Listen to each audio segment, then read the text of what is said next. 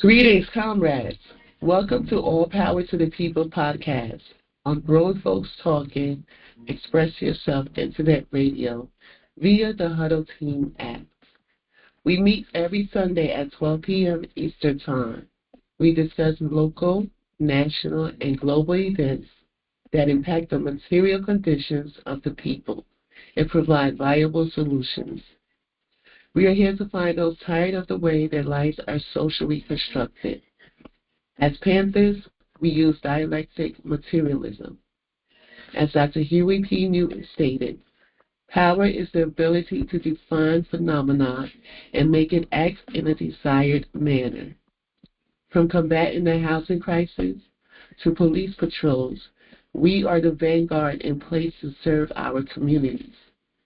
The purpose of this program is to highlight contradictions in the electoral process, which Western culture calls politics. Politics is the struggle for resources.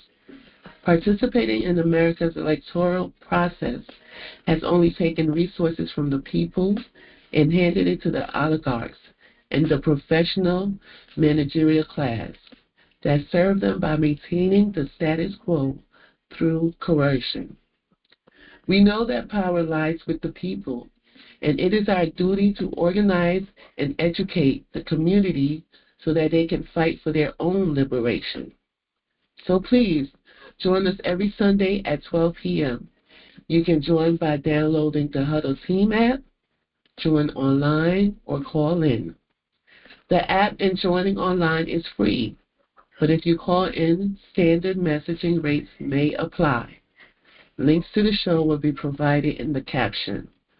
This is General Secretary Patience of the new African Black Panther Party, NABPP North. All power to the people.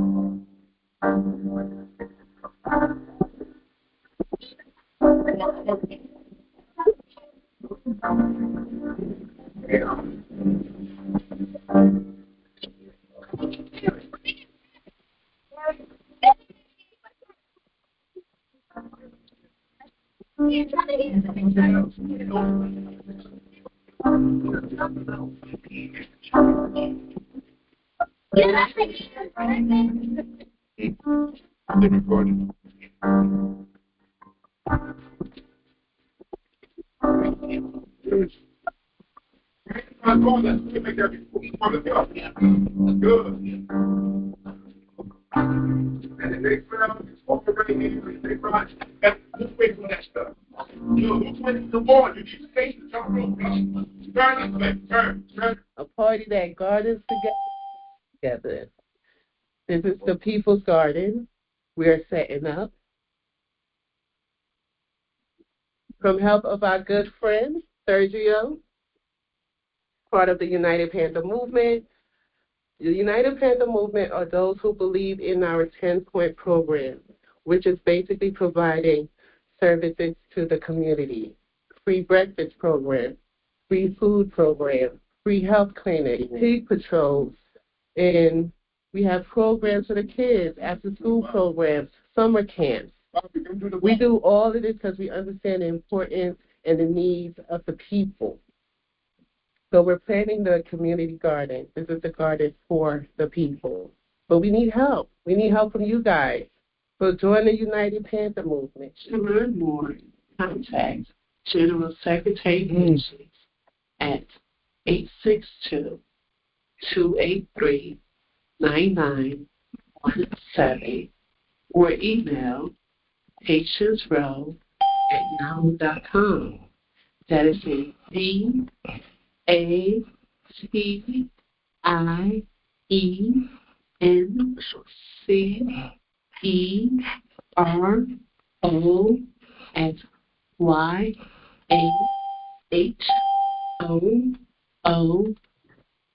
All power to the people. All power to the people.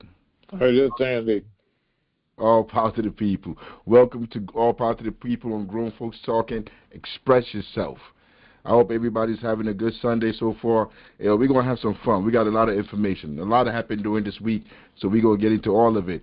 Boom, they're already talking about Randall right there. We already got it on there. This is crazy. But before we start, let me do a little bit of house cleaning real quick, man. Hey, look, this is not like any other radio, internet radio, podcast, whatever, however you want to call this, whatever, what we're doing here. We're not trying to entertain anybody. We're not trying to get you to buy nothing. We're here to find people who are ready to change the conditions in our communities, and we can work together to change it. Everything that you see here, I'm often told how good of a job that I do here. When we post these videos out and put it places, people are telling me how good of a job I'm doing, that I'm well informed, blah blah blah blah blah. I need to understand most of that come from the Secretary General. She puts all of this stuff together.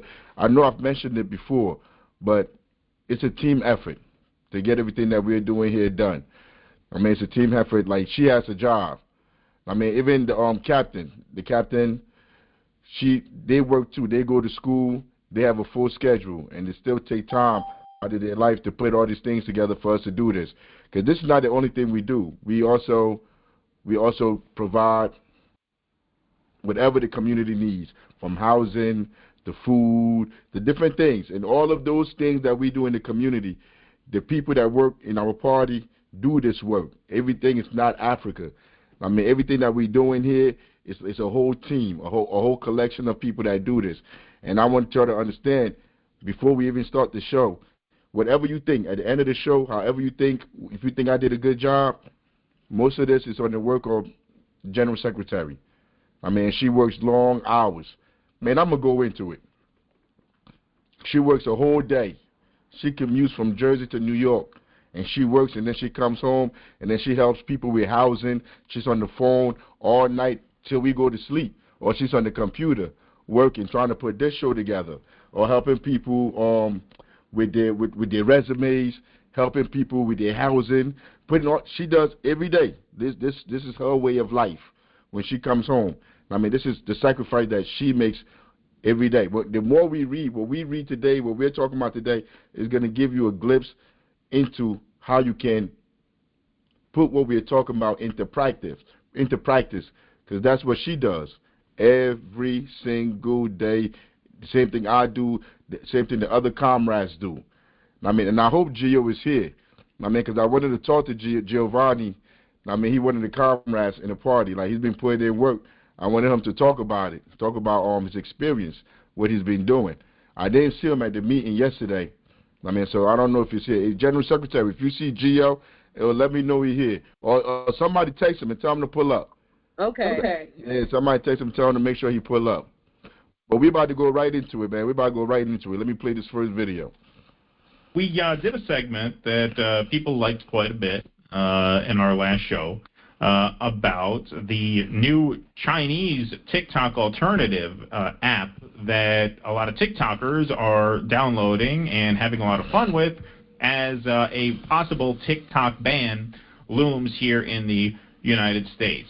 Well, one thing that's happening here, and this is a really beautiful story, is the great social media migration, sudden influx of U.S. users to RedNote connects Chinese and Americans like never before. That's right. American youth and Chinese youth are getting to know each other over this new app, and they're learning a lot about each other and their respective cultures, and they're getting red-pilled in a lot of ways that they had not been before, which we're going to talk about in a little while.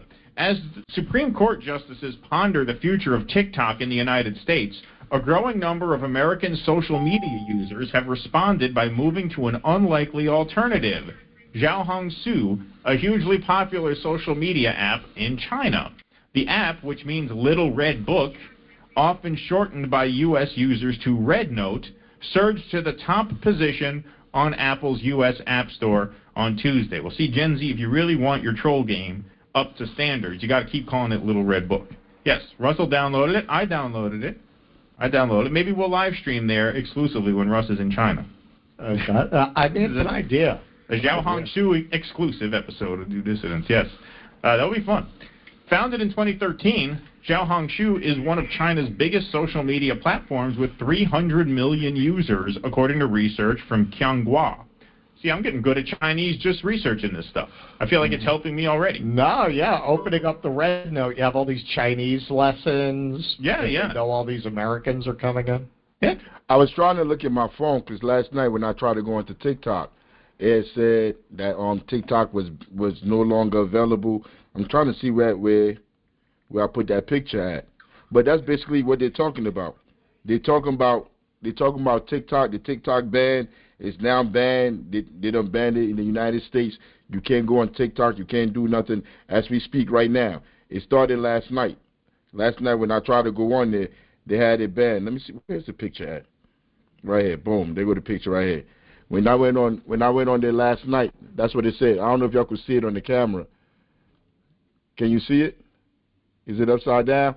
But whatever. But that's what it said when you try to go on TikTok. Sorry. TikTok. I'm going to try to put it in the group chat. Yeah, TikTok isn't available. So, but the reason, we had this conversation before.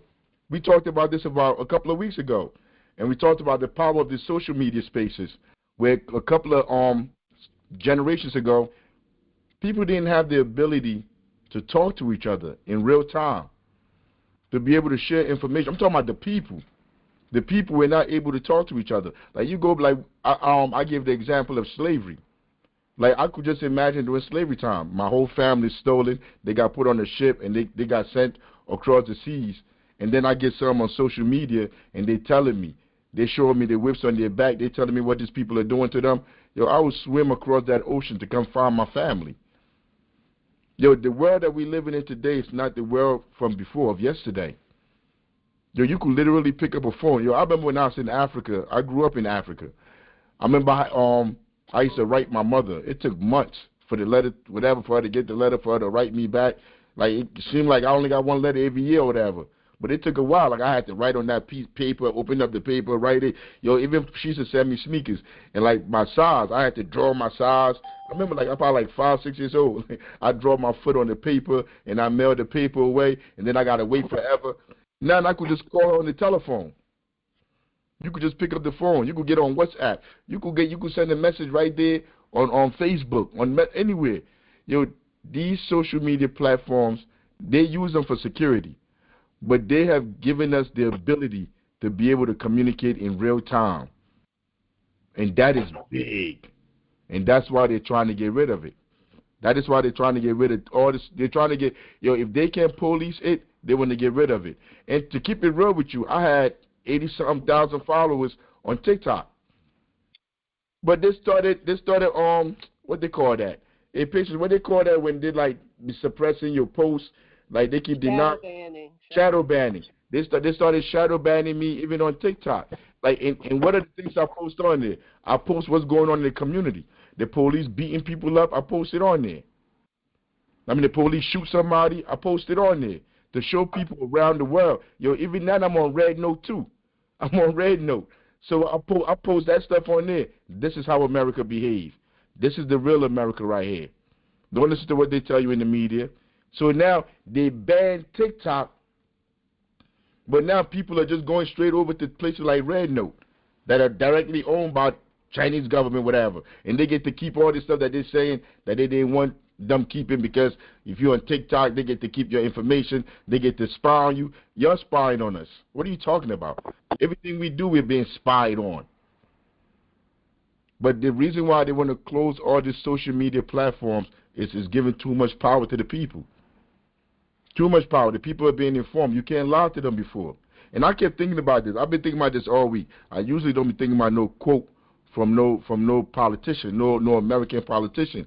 But this has been in my mind the whole week. You can fool some of the people some of the time, but like basically you can't fool all of the people all of the time.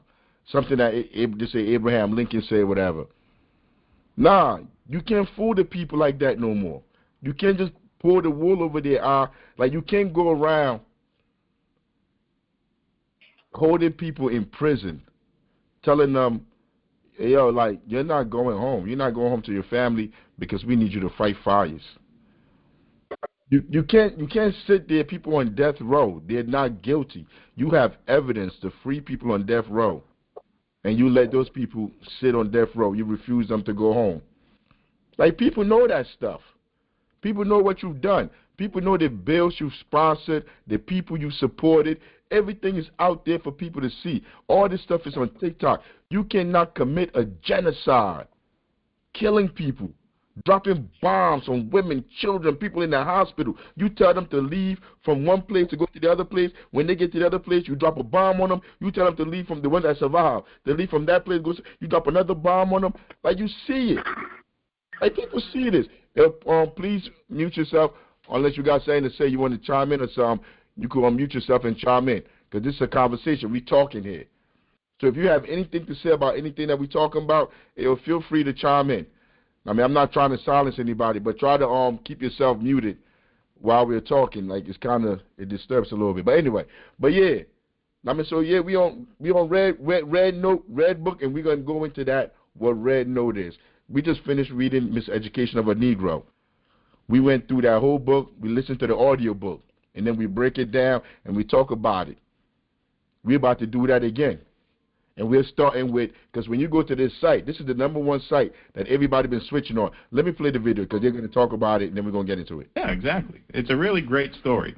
Described as China's answer to Instagram, the app has become especially popular for sharing tips on travel, makeup, and fashion.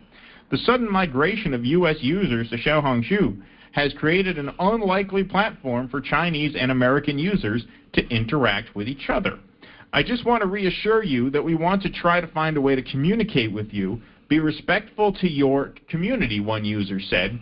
We want to be good guests. Most Chinese users have warmly welcomed the newcomers, with some even sharing video tutorials to help the new TikTok refugees navigate the app. This could be a historic moment, one Chinese user commented. It feels like so much has changed in an instant. Ordinary people from our two countries have never really connected before. I hope everyone can take this brief chance to engage in meaningful exchanges of ideas. One person even seized the opportunity presented by the influx of American netizens to ask for help with their English homework in a viral post that garnered over 2,000 likes. So here we go. Hey, my homie, could you help me do my homework? And then you have American... First of all, no one said homie. Hey, well, hold up. See what I'm talking about? New ways to cheat in school. Like, real talk, like, if I was in school, I could see myself, right? I'll put it on there. Who know this math homework, man? Look, our math, the reading level, the proficiency level is like 5%, 4%, 20%. Hey, look, man, anybody know how to do this problem right here? You just put it on there. So, like, you sitting here, you put that on your thing, on your social media feed, and somebody in China is over here doing your math. I'd rather cheat off them than Hector sitting next to me. If I was back in school, I'd rather cheat off them, bro. Because, I used to look over. I don't know if they still look over anymore, but I used to look over. But I'd rather put it in the phone and let them give me the answers for my homework. But that's enough. Anyway, they got more to talk about. Yeah, well, there you go. It's coming back. Helping. That's help right there. It's a revival. American, please. 4, the answer is D. There you go. 6 is D. There you go. Helping with homework from halfway around the world. What a beautiful thing. Here is an American excited to be on the app. This is a nice message. So, like, Loki, I don't know what's happening anymore. Americans are coming here, so sorry if y'all hate us. I promise we're not going to... We'll do our best, but, like, y'all could just, give me some recommendations, put me in the right direction, We're doing great over here. Don't even worry. We're going to do so great. This is so much better than TikTok. Anything but Meta. I can't go over there, okay? Instagram Reels I can kind of take. Facebook and YouTube Shorts, nah. No shot. Never happening. So. There you go. An easy convert. So it's all very nice. It's all very friendly. It's very warm. It's great to see these cultures mixing. Yeah, very based as well. obviously. Of course, there is another element to this, though, and that is that the Chinese and the U.S. users are starting to learn about their respective countries and how things work. And that's leading to a red pilling, no pun intended, of a lot of Americans. So DD Geopolitics says, uh-oh, they've started comparing medical bills on Red Note. So here's a Chinese user telling all of the new American TikTok refugees how surprised he is. No, because if you're in America, and I've been here almost all my life, all you hear about China is they only allow you to have one baby. Like, that's the kind of stuff they say over here. They say the government over there, like, treats the people bad. Like, they can't do nothing. They can't have no homes. They're poor. Everybody's starving over there. And I mean, their government is oppressive. I mean, like, they have their people in slavery, in work. This is the rhetoric that you hear in America about China. I mean, about how evil China is. You still hear it. You listen to Trump. You listen to Biden. You listen to the Democrats, Republicans, whatever, intellectuals, people that should know better. All of these people say the same talking points because they're all paid by the same oligarchs. But listen to him. Is to know how much an ambulance ride costs in America, and he compares that to the cost of an ambulance ride in Shanghai. Oh, fellows, in my last video comments, some of you share your medical bill, and then the cost of ambulance shocked me, man. Look at this, $9,000 for an ambulance and the insulin. That's like 3 months of income for an average American. And this, $900 just for an appointment and painkillers. In China, it only costs about $10. And this, in China, we never worry about the ambulance charges. Today, I will show you how much the ambulance costs in Shanghai, which is the most expensive city in China. Let's look. The most expensive city in China, because China's not communist. Let's keep it a buck. China's a capitalist country too. There are no communist countries anywhere. Everywhere practices capitalism, even Cuba. Russia is not communist. Everything is, as we live now, all these nations are imperialist. Today, communism came about a couple of generations ago. That's when they had the, they had the revolution in China. That's not what they're doing over there now. We're going to go into all of that in a little bit. But that's not what they're doing there now. Over there, it's still capitalism. But it's not as cannibalistic as what they're doing in the United States of America. That's the difference over there. I mean, I guess they got a little bit of growing up to do, because sooner they're gonna be just as greedy. Because in capitalism, you got to grow every year, and if you got to grow every year, you got to steal from somebody. You're gonna steal from the people to grow every year. And if they're practicing capitalism, no matter where you practicing it at, the end result is going to be cannibalizing on yourself, on your people. I mean, but so like when he talk about the prices, so we could say this China is like in on what, in the 50s. China's in the 50s or 40s of capitalism here in the United States. I mean, because they got their own issues over there. But I'm gonna keep playing, just so you understand that like this is not a promotional tool thing for China and their politicians. No, I don't trust any politician, any capitalist politicians. We don't trust them. We don't deal with imperialism. Look at this table I made by using the official data. You guys can take a screenshot for later review. This is why some Chinese followers commented yesterday. It only costs around $50 in China for ambulance services. You know, those politicians should have taken care of your people first.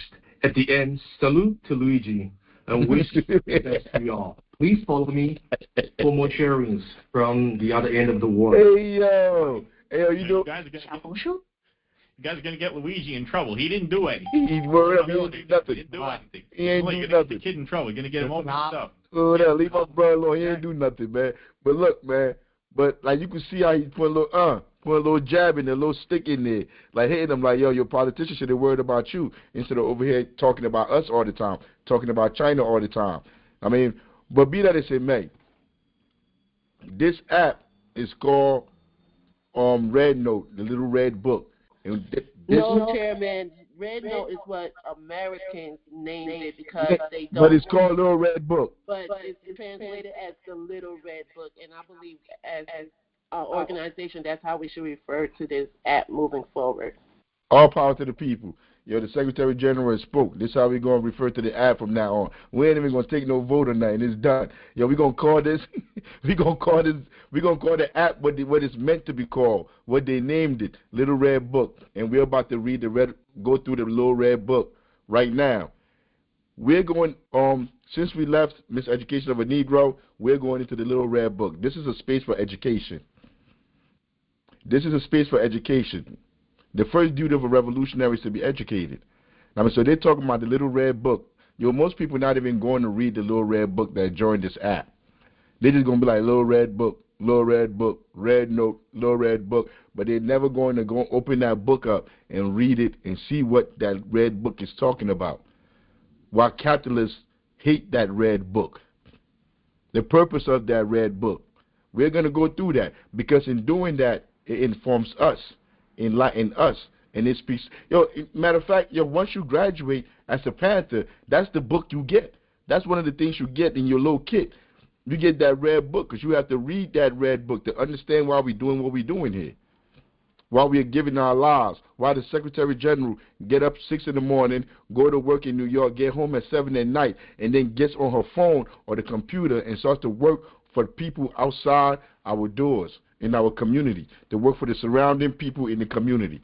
While she does all of that, then goes to sleep at around 10:30, 11 o'clock, and then wakes up again and do it all over again every day. Why we all do it? Why we do it? And the reason why we do it is for the principles that are instilled in the Red Book. Because the Red Book comes from Chairman Mao. These are thoughts and ideas from Chairman Mao. Who is Chairman Mao? Chairman Mao led the revolution in China for them to defeat imperialism. Who is our enemy? Imperialism. Who is our enemy again? Imperialism. So why wouldn't we listen to the people that defeated imperialism? Don't that make sense to you? Should we go listen to the people that lost to imperialism? Or should we listen to the people that defeated imperialism? Because the Red Book explains to you how you defeat imperialism, how your organization is not co-opted, and people don't come in that are spies. Everybody has studied the Red Book. Everybody, from Huey P. Newton, Malcolm X, Martin Luther King, everybody read the Red. Everybody that was serious about organizing, about liberation, know about the Red Book. They studied the Red Book. And if they were smart, they would have implemented the Red Book in everything they did, as we have in the new African Black Panther Party. Let me go to the Red Book now. Exactly. The Red Book is all rated by the General Secretary. Look, that's another thing she did. So she went through the book, already read it, and she gave us a chapter. The rest of the chapters are going to come from other people that are in the party. Everybody that's not everybody, because it's only a few chapters, but a few people from the party are going to read each chapter. Somebody want to say something? Yes, Chairman, General Secretary Patience.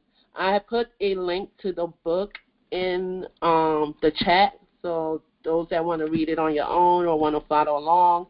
But we also have copies of the book for sale for $10, and that's to support the work that we do. So if anybody interested in purchasing the Red Book, just connect with me, and I'll get it to you. All power to the people. All power to the people. But we about to go into it. This first chapter is narrated by the General Secretary. It's only 6 minutes long. I might stop it here and there to say a few commentary, but I'm about to play it. Quotations from Chairman Mao Zedong, a.k.a. the Little Red Book, Chapter 1. The Communist Party. The force at the core leading our cause forward is the Chinese Communist Party. The theoretical basis guiding our thinking is Marxism, Leninism. Right there. What do you say, the theoretical what? The basis guiding our thinking is Marxism, Leninism. The theoretical basis guiding our thinking. Theoretical basis. Like, you're not just a reactionary. There's theory, there's science that you're going through to help guide your analysis and what you're going to do. You're not just sitting there, so somebody do something to you, you mad. Oh, I'm mad. So now I'm about to just go punch him in the face. I'm going to go. You have a whatever. You have a basis, a knowledge base, where this information is coming from, for you to be able to understand and make moves and make decisions on what you're going to do next. That's why they say the first duty of a revolutionary is to be educated. That's your first duty. The number one duty of a revolutionary is to be educated. Because if you don't know who your enemy is, you don't know why you're even mad. You can't, like, what are you doing? You're just reacting. You're a reactionary. That's where that term comes from. You're just reacting. We don't want to react. We want to be intellectuals. As Panthers, we are intellectuals. We know why we're doing what we're doing. So the first thing I ask people, what is your political philosophy? What is the basis for the ideas that you hold? Ours is Marxism. We're Marxists. We're Marxist, Leninist, Maoist. We follow Mao, the ideas of Mao, the scientific ideas of Mao. Not Africa, Pantherism, Huey P. Newton, all this. Like, they decided, this is where we should focus our attention at. Because they were educated too. Huey P. Newton had degrees too. Like all these people that started our organization, they were intellectuals. They were not reactionary. So they looked at the problem and they studied because they were Huey is a doctor.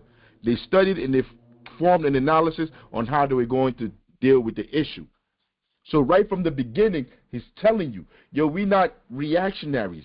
We're coming from this political perspective. Not a capitalist, not an imperialist, but a communist. But what is communism? Define the word communism. Break the word down. This is from the people. Everything we're doing is based on how we're going to help the people. And let's get this clear right now. Because these are all theories and philosophies. The individuals that adopt these theories and they say that they're these things, they're that thing, they are not the representative of that theory. The theory represents itself. Because people could do whatever. You could have a Bernie Sanders walking around calling himself a democratic socialist. What does that even mean? What does that even mean? A Democrat. What is a Democrat? Because I know what a socialist is, but you're a democratic socialist. Why are you just not a socialist? What is a Democrat? What does that mean? I don't even understand. Like that it just sounds weird to me. If anybody want to explain to me what a democratic socialist means, explain it to me. Because if you're democratic, you're supposed to be working as a whole. Democratic. Everybody has everybody has a say in what's going on. Democratic. But that's the same thing as socialist. Socialist is everybody working together. So why are you a democratic socialist? If you're just talking to be talking. So you want to say you're part of the Democratic Party in America, but you hold socialist views. So what is a Democrat in America? It's just weird. You see, but they just say these things and nobody challenges them. Because most people don't even know the concept, just like they're not going to read that. So Bernie he act like he's a socialist, but working in an imperialist government, talking about he's going to do socialism in an imperialist government. That don't even make sense. It makes no sense at all. So let's say Bernie Sanders wins. He's a democratic socialist, and he enters a political institution that is imperialist. The judges everywhere, from all the cities, all the courts, all the states, everywhere in the whole country, the people in the Senate, the people in the House, the people in the Supreme Court, everybody is an imperialist capitalist. And you come in there as a socialist, what are you going to do in there?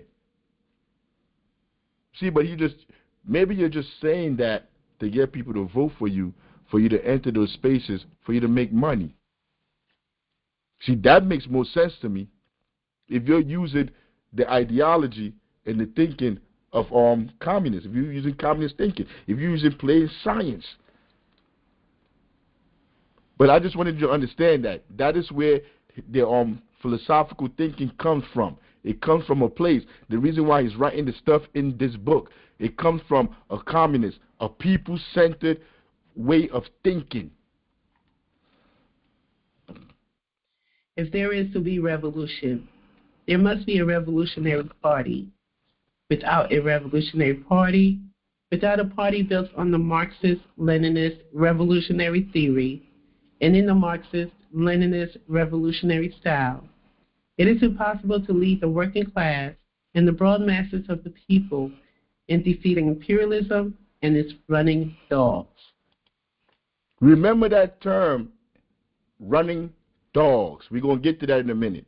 The biggest dog in America. I mean, we're going to get to that in a second. But remember that, running dog, to defeat who? Defeat imperialism and its running dogs. Remember, that's our enemy. And he said if the people are going to defeat these people, the people have to be organized. They have to be led by the Marxist part, by the Communist Party. They have to be led by the Communist Party. And what does that entail? Leading these people. What does leading mean? Leading, like when you go into it and you read more of Mao and you understand what he did, because this book, this is like basically written and put out after they won the revolution. But if you study Mao and it tells you what he means by this, you got to go into those communities in those rice paddies back then. Back then, you had to go in those rice paddies wherever the people were at, wherever they lived at. You had to go in there and politically educate them and teach them why they were suffering, why they are in the field picking this rice, doing all of this all day from sun up to sundown, and they can change their material condition. You have to go in there and teach them. Just like you have to go in our communities and provide political education. That's what they mean by the communism leading. There must be a communist party to lead the people. Because you can't just have a party that don't go speak to nobody. Everybody in the party just sitting up in their homes and stuff, just talking. You're not doing nothing. You're jerking wreck. You're not doing nothing at all. You're just sitting up in your house with your friends and y'all having a little meet up. I just heard an echo. But anyway, but you in your home and you're just having a meet up talking, a powwow. If you're not in the communities where all these people are at, helping them understand their lives, how to solve the conditions, and you got to show them. And they got to see the evidence of that theory working. Without the efforts of the Chinese Communist Party, without the Chinese Communists as the mainstay of the Chinese people, China can never achieve independence and liberation, or industrialization and the modernization of her agriculture. The Chinese Communist Party is the core of leadership of the whole Chinese people. Without this core, the cause of socialism cannot be victorious. A well-disciplined armed party with the theory of Marxism, Leninism, using the method of self-criticism and linked with the masses of the people, an army under the leadership of such a party, a united front of all revolutionary classes and all revolutionary groups under leadership of such a party, these are three main weapons with which we have defeated the enemy. We must have faith in the masses. Yo, you heard what he said? In which we have defeated the enemy. Which we have defeated the enemy. Yo, you go in Palestine now. Those people that's fighting in Palestine that are living underground, fighting against a Nazi government, fighting against a Nazi government, fighting against sociopaths, fighting against fascism. Those people in Gaza that are living under the ground, that have built those tunnels, I bet you $1 they read the red book. I guarantee you they read the red. I'm a betting man. I bet on communism. I put my whole life on the center board, and I bet on it. I put my life on it, on doing the right thing, being a human being. I'm not afraid to bet. I bet you $1. Those people in them tunnels read the red book. They understand the principles of the red book. Because that's the only way you can ensure liberation. You can ensure freedom by being ethically sound, by being scientific, not being reactionary. And we must have faith in the party. There are two cardinal principles. If we doubt these principles, we shall accomplish nothing. Armed with Marxist-Leninist theory and ideology, the Communist Party of China has brought a new style of work to the Chinese people. Yeah, that's another thing. Like they always act like if you want Marxism, if you want socialism, you're saying like people are not going to work. Like what are you talking about? Like how you going to just what everybody going to just sit on their butt and just go to the club all day and don't pay for nothing? Where the drinks? Where like it doesn't even make sense when people say that. Like you communists, they don't want nobody to work. Everybody's going to be home. Yo, these are intellectuals that say these things. Who was I listening to? I listened to somebody last week that's supposed to be an intellectual, and they said the same thing. They said the same thing. They said like people. Oh man, you bugging. Yo, you know who said it? I'm ashamed to say it. Yo, in Carter G. Woodson, when I was reading it, he had a critique about communism, and Carter G. Woodson said like people got to work. I mean, there's something in there he said about that, and I'm reading. I'm like he must not know what communism is. We must not have read communism, because this is the real red book. We in chapter 1, a couple of words in. They're already talking about a new way of work. What do you mean by a new way of work? Can we bring it in? Huh? Okay. Gotta mute yourself. What do you mean by a new way of work? Yo, when you get up every morning to go to work, it's a work of purpose. You understand that work you're doing is leading to something greater. That's a whole different. Like the work that we do, I get up every morning. I pick up the children in our program, the Panther Cubs. I take them to school. I get up every morning, early in the morning, get ready to go pick them up to take them to school. Yo, that is not work to me. There are people that get paid to do that. They drive buses, they do whatever. Like they get up, like they go clock in. It's to them, it's work. To me, it's not work. That is how you build a communist party. That is how you build an organization, by serving the people, by working for the people. So what we talking about in those conversations in the car? The purpose for them going to school. I'm talking about this is kindergarten, first, second, third graders, fourth graders, fifth graders, sixth, seventh graders, eighth graders. Sometimes we have college students around us in the car. The college students are often driving the kids to after-school programs, from after-school programs. What are we talking about? They're talking about their purpose on this planet. From an early age. Yo, that's organizing. But I don't consider that work. That's a way of life. I pay for it, not I, the organization.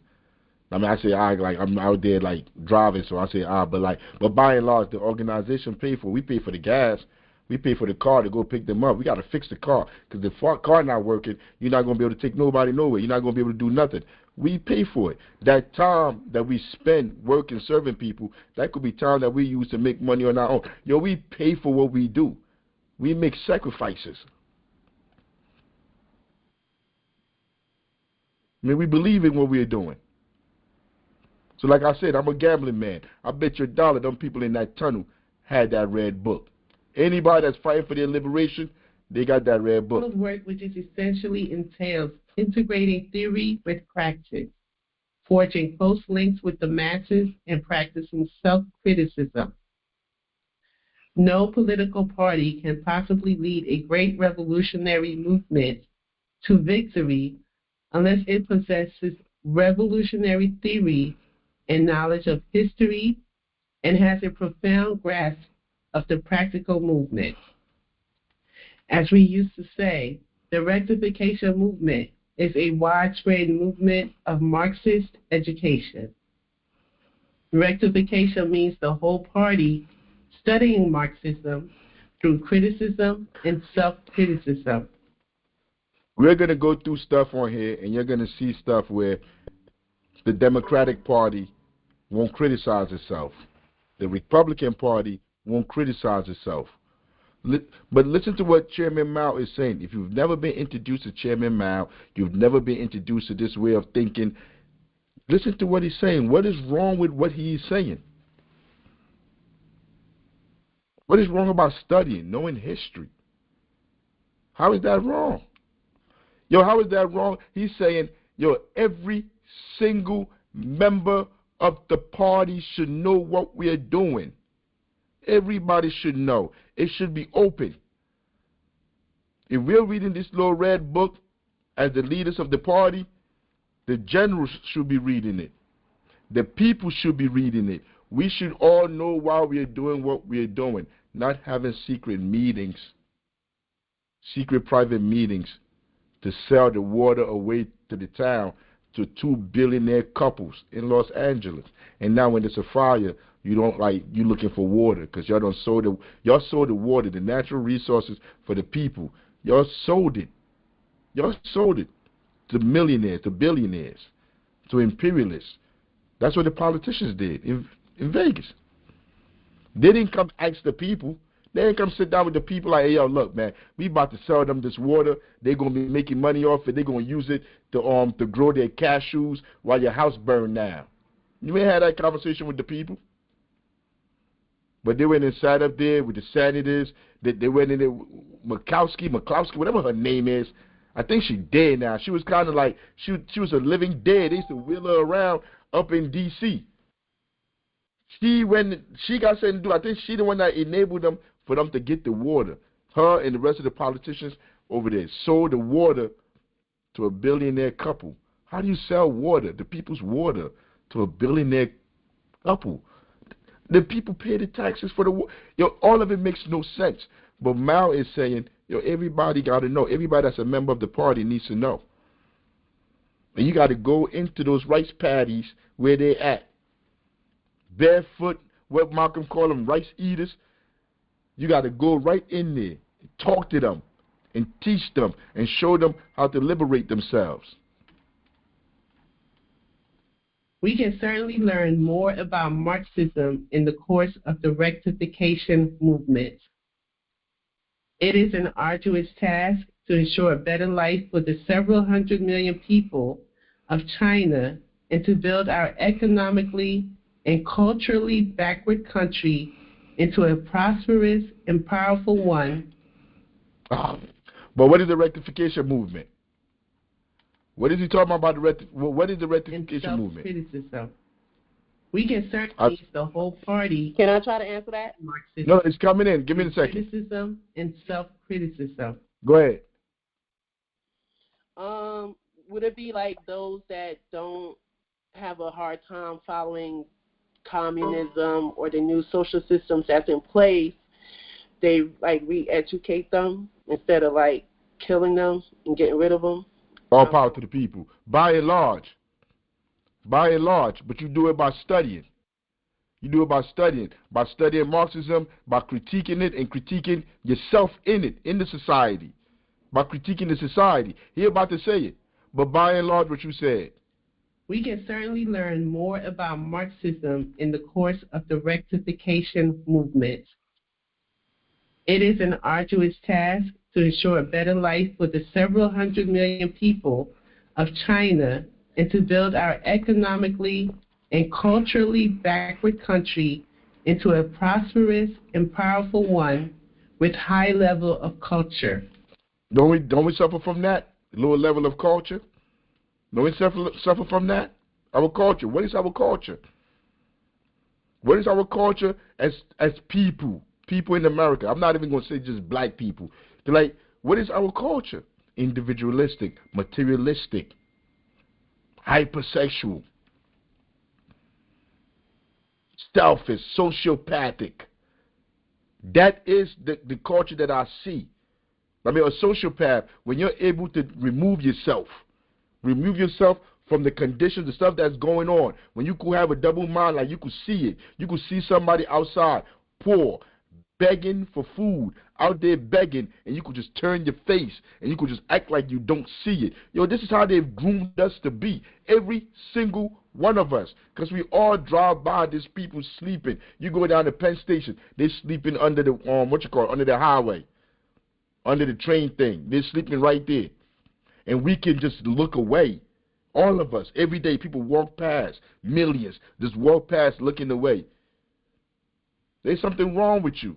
That is not healthy. Human beings shouldn't be walking past other human beings sleeping on the floor in 20 degrees weather and just keep on going. Something is wrong about that. And when you've been in a society that's so corrupt, that's so degenerate, Yeah, I'm going to use that word. When you be in a society like that and you see it every day, it does something to you. It takes away your humanity. He said it. And it is precisely in order to be able to shoulder this task more competently and work better together with all 9-party people who are actuated by high ideals and determined to institute reforms that we must conduct rectification movement, but now and in the future, and constantly rid ourselves of whatever is wrong. Policy is the starting point of all the practical actions of a revolutionary party and manifests itself in the process and the end result of that party's actions. A revolutionary party is carrying out a policy whenever it takes any action. If it is not carrying out a correct policy, it is carrying out a wrong policy. If it is not carrying out a given policy consciously, it is doing so blindly. What we call experience is the process and the end result of carrying out a policy. I'm going to have to go back in a little bit to get something. But just this part that he's talking about, this policy. We're not just out here just doing things to be doing things. We come to an agreement on the policy. There are no opinions here. There's no God. There's no emperor, no one person giving out a fiat for everybody else to just say, I'm doing it. We like, okay, what do I mean by that? There are people out here are suffering. They don't have a place to stay. It's too expensive. The job's not paying enough. So as Panthers, as the new African Black Panther Party, we sit down as an organization and have a conversation and like try to figure out how we're going to solve these issues in the community. And we come up with a policy on what we're going to do. That policy is judged by the people, how well it helps the people, or how it doesn't help the people. At the end of the day, we have to go back and do the math with ourselves and see if that policy serves the people. If it doesn't serve the people, you can't use it. It's worthless. It's no good. That's the rectification process. When you go back and you analyze and you check and see if what you do, what you call it, what you're doing is right. When you check yourself. That's what I meant by I got to go back, because it's a part where he says it, what the rectification process is. That's why I said I had to go back real quick. It means the whole party studying Marxism right there. Right there. Rectification means the whole party studying Marxism through criticism and self-criticism. You heard that? Let me bring that back again. I mean, because I need you to, it's important. This is chapter 1 of the Little Red Book. Widespread movement of Marxist education. Rectification means the whole party studying Marxism through criticism and self-criticism. The whole party studying Marxism, the rectification process, the whole party studying it, and then criticizing it and criticizing yourself as well. And self-criticism. People don't criticize themselves. They don't have self-criticism. You can't criticize nobody today. If you tell somebody they're wrong, they think you're against them. You're their enemy. Seriously. Like if somebody does something wrong, if they say something, if they post something, if they write something, and you be like, nah, according to this right here, according to scientific data, that they like, yo, why you hating on me? They may block you. They stop talking to you. You can't tell people really the truth out there. They look at you like you the enemy. But anyway, that's what the rectification process is. What's wrong with that? What's wrong with self-critique? We shouldn't self-critique ourselves. But like I'm telling you, capitalists will act like the Red Book is a propaganda. Propaganda promoting Mao. It's a personality cult. They put this out there. Mao is, there's not one word so far has been follow Mao. It's been talking about the process and how we understand the society that we live in, how we critique it, and how we critique ourselves. That's what he's talking about in here. What is wrong with that? How can you be better if you don't critique yourself? Even in sports, everything. You watch video. If you play sports, you watch video to see what you're doing wrong. And then you critique yourself and you fix that. And then when you come back, and Like you know what to do. You know if they running a screen, you know what to do. You can see the screen. You can see it coming. You can see how the linemen move, how the offensive linemen move. You're like, oh, it's a screen, because you went back and studied and you watched video.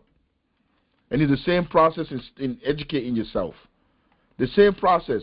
You must like go back and study your work and see if like you're really right, and then be mature enough and have enough courage to be like, I was wrong. Up with one policy or another.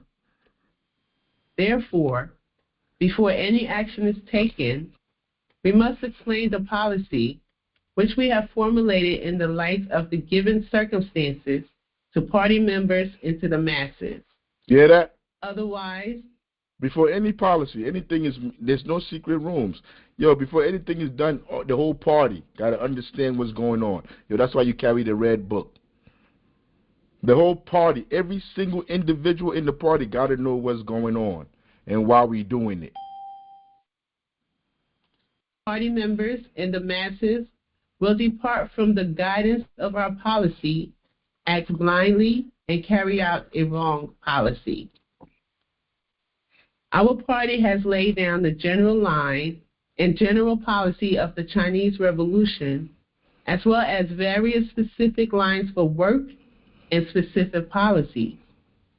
However, while many comrades remember our party's specific lines for work and specific policies, they also forget its general line and general policy. If we actually forget the party's general line and general policy, then we shall be blind, half-baked, muddle-headed revolutionaries. And when we carry out a specific line for work and a specific policy, we shall lose our bearings and vacillate now to the left and now to the right, and the work will suffer. Policy and tactics are the life of the party. Leading comrades at all levels must give them full attention and must never on any account be negligent. All power to the people. Yo, that's the first chapter of the red book, the little red book. That's the first chapter. What in there is telling you to go attack the government, to go do anything? It's all telling you about how to handle yourself. That's basically what it's saying. How to move as an organization. There's nothing. I don't know if anybody heard anything in here negative. Tell me. I didn't hear anything negative in here. But this is basically the code of conduct, how you're supposed to move. That's all it really is. That's the first chapter. So now remember what it said right there. He said about you vacillate here and there, whatever. Like if you don't hold on to any ideology or anything real, if you have nothing, if you hold on to nothing, if you don't hold on to this communist teachings, you vacillate, you go wherever, you waver, you go from side to side. You speak with a forked tongue, and we going right into that. Remember to say the thing about the running dogs, how to handle imperialists and the running dogs. Who are the running dogs he's talking about? Show you the big. Look at his dog face. I was about to say something, but look at him. If you can't see, because we're on the radio, internet radio, there's Snoop Dogg on the screen. I'm about to play the video, and I just need you to listen. That's what he said about vacillate. You go from side to side. Just listen to the video. This is Snoop Dogg. I think this is started like in 2017. Ain't no fucking way in the world y'all can vote for Donald Trump when he come back up again. If y'all do vote for him, y'all some stupid motherfuckers. I'm saying that to y'all. And this punk motherfucker don't care. Don't vote for that. Please don't. Look what he do. He just don't give a fuck. Y'all honest, blue-collar, hard-working people and suffer. So if he don't care about y'all, he really don't give a fuck about us. So fuck him too. Fuck everybody down with Donald Trump. I said he is Snoop Dogg. Yeah, pause that. Pause that, Chairman. I apologize. Nah, I really don't apologize, man, because a lot. I pause. What's up? They always talk about us. Snoop is not us. We are in the class war. These politicians and celebrities do not care for the poor working class, not care for poor people. They are not us. But whenever they need our support, they put us into it. All power to the people. No, but that's what he's talking about. Those are the running dogs. Your Democratic politicians, your Republican politicians, the black ones, that know that our people are not free.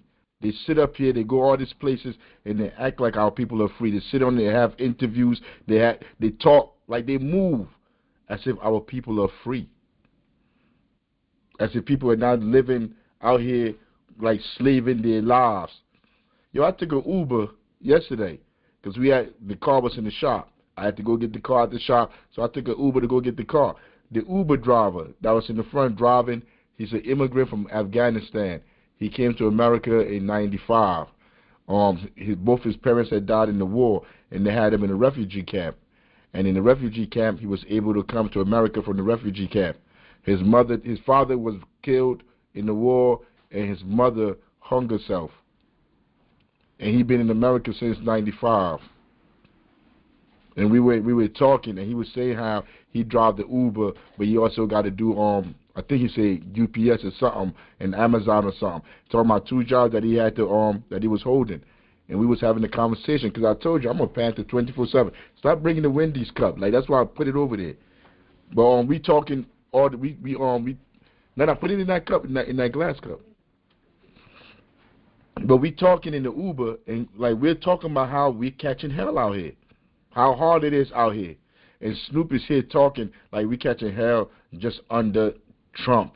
I said we haven't been catching hell under all of the presidents. Talking about we. But let me keep playing it. Remember, vacillate. We learned a new word today. Vacillate. Waver from both sides. From side to side. Really don't have no real concrete opinion. A lot of my fans get mad at me when I talk bad about him, but I think it's safe to say most people in our culture do not. Well, you need to know that a lot of your fans is racist. Ain't no fucking way around. Don't even try to put no. I don't even want to put anything around. I do. I don't give a fuck. I tell them straight up, motherfucker. If you like that nigga, you motherfucking racist. Fuck you and fuck him. Now what? All right. Draw the line, nigga. He drew the lines. Exactly. He drew the motherfucking lines. Before him, there were no lines. Everybody was everybody. We respected everything. We didn't trip. But nigga, when you drew the line, nigga, start pointing motherfuckers out and saying, nigga, fuck y'all then, nigga. You hear that? Yes, Snoop. He out there doing his little commercial. At this time, I guess the Democratic Party must have been paying him. So he out there with real strong opinions about Trump. F Trump. I don't care about him. You drew the line. Trump drew the line about imperialism. Trump drew the line about redlining. Trump drew, well, he got something to do with redlining. But Trump drew the line about what? About the prison industrial system. Well, he has something to do with that too. Trump with everything. But he's not the architect of this system. He's just a player in the game. He just manipulating the game. But he didn't build this. Democrats are not exempt from this. And Snoop is starting to say like Trump started this. I mean, so since Trump started this, fuck you, Trump. Excuse my language. I'm just quoting him.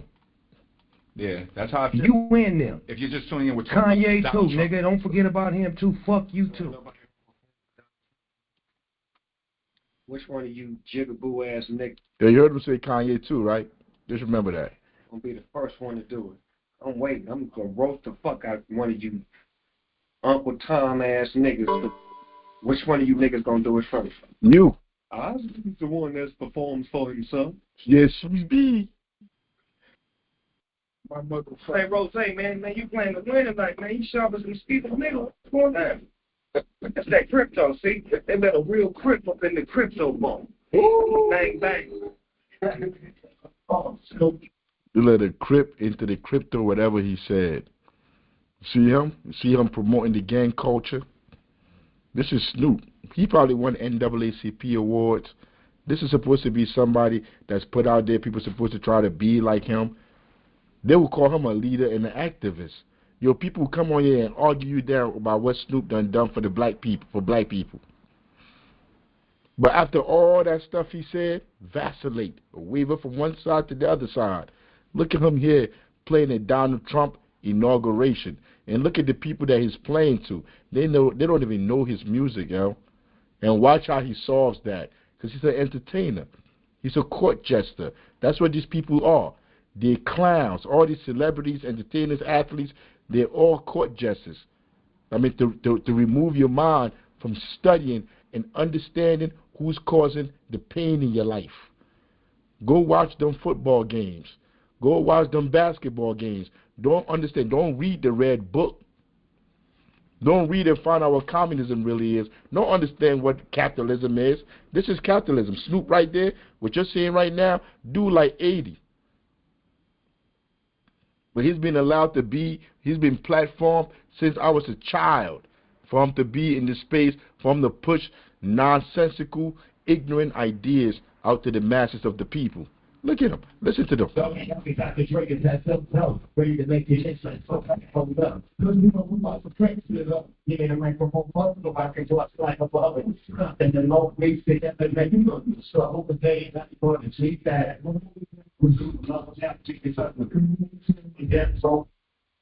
Remember he said us, our people. You see us in that crowd?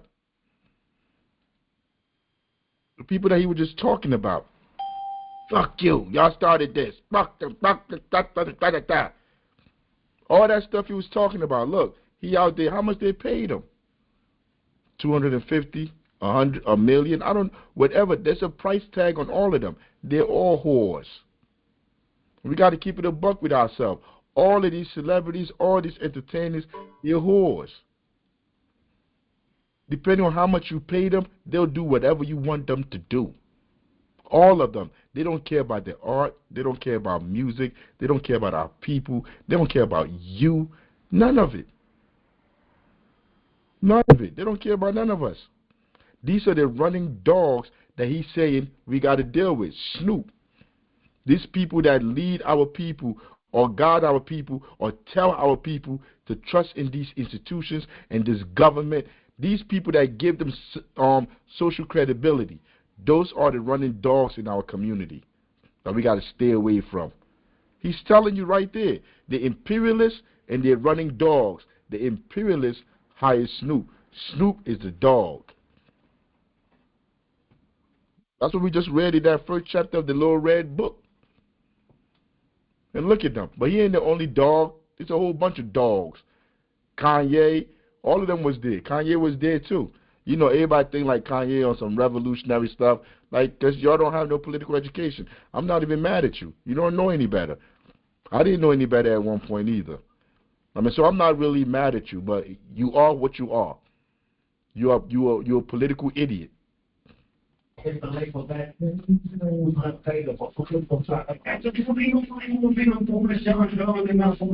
at them. Look at them. They're laughing. They're having their own conversations. Yo, they're not even paying attention. Yo, when that first song was playing, yo, I was rapping along to it in my mind. Yo, it's ingrained in my mind because I heard it my whole life. But these people, they don't care about you. Like, they don't listen to your song, bro. Yo, you're just there to give them credibility that they're cool with the hip hop and the black community. So you selling us to them. For them, they giving you money. And they think we follow you. Well, people do. A lot of people do. Because the masses of the people are politically ignorant. I mean, so they'll think to themselves, you see a little kid will be watching this and thinking like, yo, this is what I want to do when I get older. I want to get paid all that money for me to go play records to these people. Forget everything else. See, that's what happens when you don't have the Marxists in the community teaching the people. Yo, I got a few videos. Let me finish doing Wait this. 1 second, Chairman. Like, go ahead.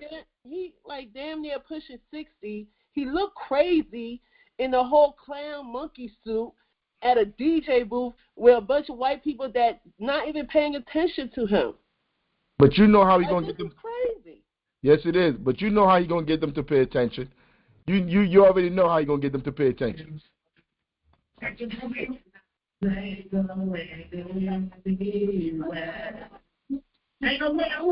So now he got to play music that they know. Listen to what he's playing.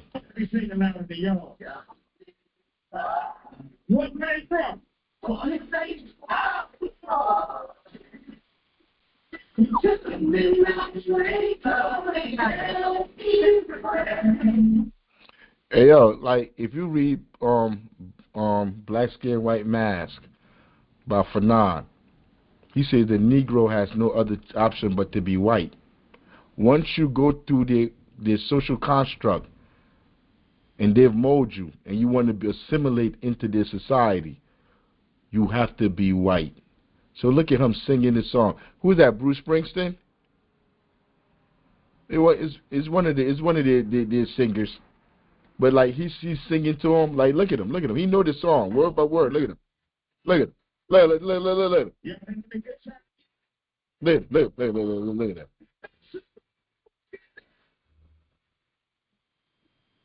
What my child said, I got that Nazi brother, and it's so what I said, right, talking double. I think I'm being weak. Ain't no fucking way in the world. Larry Hoover. But it's over. That video's over. Yo, I remember driving to Florida. I drove from Jersey all the way to Florida, had the car packed. We was going to a basketball tournament out there at Disney World. And I remember playing this record in the car like over and over. Yo, it used to be banging in the system. Had the beamer bang like going through. Boom. And I'm in there rocking the whole ride. I'm rocking. Yo, I got up at 4 in the morning. We left. I think I got there like right when it got dark. Started getting dark. I drove the whole way, banging, listening to Rick Ross. For the rest of my life, when I think of Rick Ross, I'm going to think about this video. When I think of Snoop, I'm going to think about that video. And that's how every single child, everybody in our community should see these people as the traitors and dogs they are. I said a couple of times, I said a few years ago, yo, there's going to come a time when all these Democrats and all this, like, it's not even reactionaries. We're not talking about Republicans. Because when you're in our communities and you're fighting for the people, you're fighting against Democrats. Because there ain't that many Republicans in our community. Keeping it a buck with you. The Republicans don't control the schools. They don't control housing. In Newark, it's all controlled by Democrats. And I told Alfred Kenny, I'm like, yo, one day you're going to be more revolutionary than me. I'm like, because the way things are going right now, I mean, like, you're going to end up being more revolutionary because, like, they couldn't keep it up. The Democrats couldn't keep up this charade. I saw it. I mean, because I study, because I read history. I saw how things was bending. I knew Trump was going to win. I knew Kamala, Biden. I didn't even think Biden was going to win. I think they cheated. Gun to my head. My family life depends on it. You put a gun to my head, did they cheat? Hell yeah, they cheated. Hell yeah, they cheated Trump. Yeah, you put my gun to it. I don't support Trump. I don't support either party. I don't care who win their elections because neither one of them will do anything for me. But I know one thing, the people hate the Democrats because the Democrats are worse than Republicans. You see, I usually say that they're the same, but personally, the Democrats are worse. False prophets. They know what they're doing is wrong, and they're lying. See, the Republicans don't lie. We won't hang you, boy. Republicans just come straight out. They tell you straight up to your face. But these Democrats, they're some liars. Now look at this guy. This is the male version of, what's her name? What's the other one named, General Secretary? Rachel Maddow. They look like twins. Yeah, this is the male version of Rachel Maddow. Look at him. All this time pushing Biden, pushing all this stuff, pushing all this oligarchs, because he works on MSNBC. MSNBC is owned by oligarchs. They pay him millions of dollars a year for him to go up there and miseducate the people nightly. Yo, listen to this. Listen to him talk about oligarchs. The same oligarchs that he spent his whole career defending. See, I told y'all that these people will be more revolutionary than us. Listen to him. At the end of the last World War, there had been basically two kind of competing visions of America's role in the world, at least among the two major parties. There's an liberal international view, right, that human rights should matter, that there should be a uniform standard globally that applies to every nation, including us, the U.S., and our allies. A regime of international norms, and most importantly, international law, like real international law, that the U.S. could shape and strengthen. Now, to be clear, I wasn't born yesterday. I'm not completely naive. Yes, that standard is one that is very, very often only given lip service to while the U.S. pursues pure power politics. Why the U.S. murders? Why the U.S. performs imperialism? See, that's what you mean to say. That's what you need to say. See, but he can't go that far. He can't say that. He got to say why the U.S. pursues pure power. What is pure power? What are you talking about, bruh? Why they go around stealing people's stuff, man? Stealing people's land, bombing people, calling them terrorists and bomb them. Nuke people, nuclear war on people, drop bombs on people. That's what they do to steal their resources. And they don't pay attention to that Leahy law. And you know that. You've known that since you've been sitting up there. You see, you're trying to admit it a little bit. I mean, you won't do no self-criticism. He's not being real with us, with himself. You sat there and you promoted their illegal wars. You've promoted a genocide for the last 15 months. That's what you sat there and did, Chris. You see, but you feel like none of us can do anything to you because, like, those people pay you.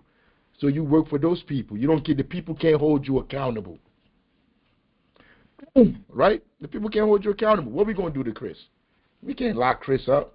We can't do nothing to him. I think he live in Montclair or something. He used to live in Montclair. Somewhere. We can't do nothing to Chris. He take his money, go live in the whatever suburb he live at. His school go to whatever private school they go to, his children. And he keep making money while people are burning in bombs. That's him. Chris Matthews. But now he's telling me about the Leahy law. Like that thing was written yesterday. When we've been telling them what you're doing is a war crime. You can't do this. You can't sell bombs. No, not even sell bombs. You can't give bombs to one country to bomb another country. That's illegal. You can't do that. You know they can't do that. You know they shouldn't be in Afghanistan. They shouldn't be in Libya. They shouldn't be in Syria. They shouldn't be in Iraq. They shouldn't be nowhere. You know that, bro. But you don't tell the people that every night. You tell them how these people are terrorists, that they need to be bombed, that Hamas started the conflict. Hamas, that was just born yesterday, started the conflict that's been going on since the 40s in Palestine. See, that's what you tell people. It's two sides, that Israel is trying to protect itself. Instead of telling them every single bomb, every single plane, everything that they're using over there to kill those people in Gaza come from America, from the American taxpayers. The American imperialists are the one that's sending these bombs and these weapons over there, or on your dime, on our money, sending these bombs over there to go kill these women and children. And they're using Israel as a proxy to say Israel is the one having the war. But the billionaires over here, Edelson, whatever they call them, all these Jewish people, well, whatever, Jewish, Israel, whatever, I don't even care no more. All of these people, they're the one that's funding that genocide. This ain't got nothing to do with no Israel. If America wasn't giving them the weapons, they'll be done. They'll be ran through in like 30 minutes. But every single jet that's flown over there to go bomb people while people are sleeping in the streets over here is paid for by us through our tax dollars, which means we're not free because we didn't give them the right to do so. Remember, I was reading the communist, on the Red Book. It was saying every single member must say, like, yeah, we with this. Yo, all of us, like over 80% of us are saying, no, we don't want that war. And they do what they want to do. Yeah, we want TikTok. We want to keep TikTok. They do what they want to do.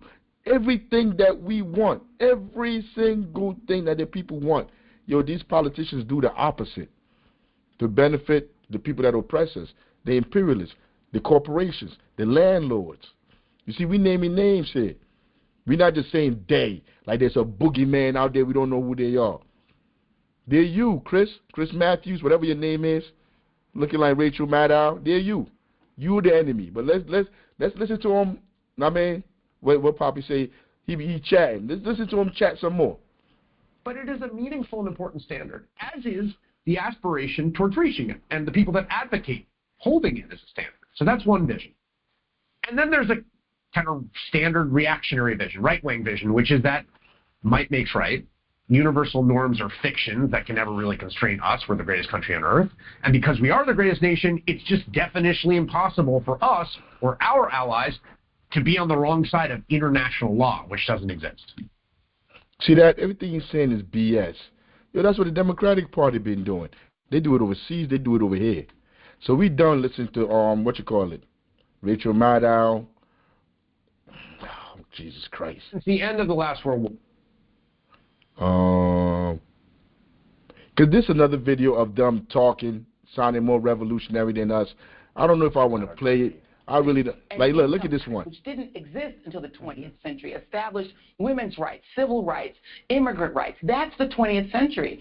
And these oligarchs, they've always been there. Who do you think was paying for, Rush Limbaugh? He was a very wealthy man. Fox is owned by an oligarch. Who do they? See, like, this is what I mean. MSNBC. Yeah, but this is what I mean by they're dead. Like, you can't keep lying to the people, yo. You can't keep lying to the people. What is it? You can lie to some of the people some of the time. You can lie to all of the people some of the time. But you can't lie to all of the people all of the time. In 2025, you can't sit on this station. These are sociopaths, bruh. You can't sit on this station and act like you don't work for the oligarchs, just the other people. Like, we are all stupid. I mean, like, there's something mentally wrong with somebody that could do that. But when you take them to court, they're going to say they're just acting, that this is not news.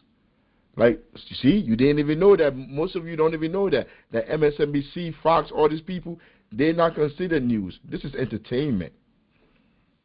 But they hold themselves up and they give the facade that they are news, that they're giving out real news here.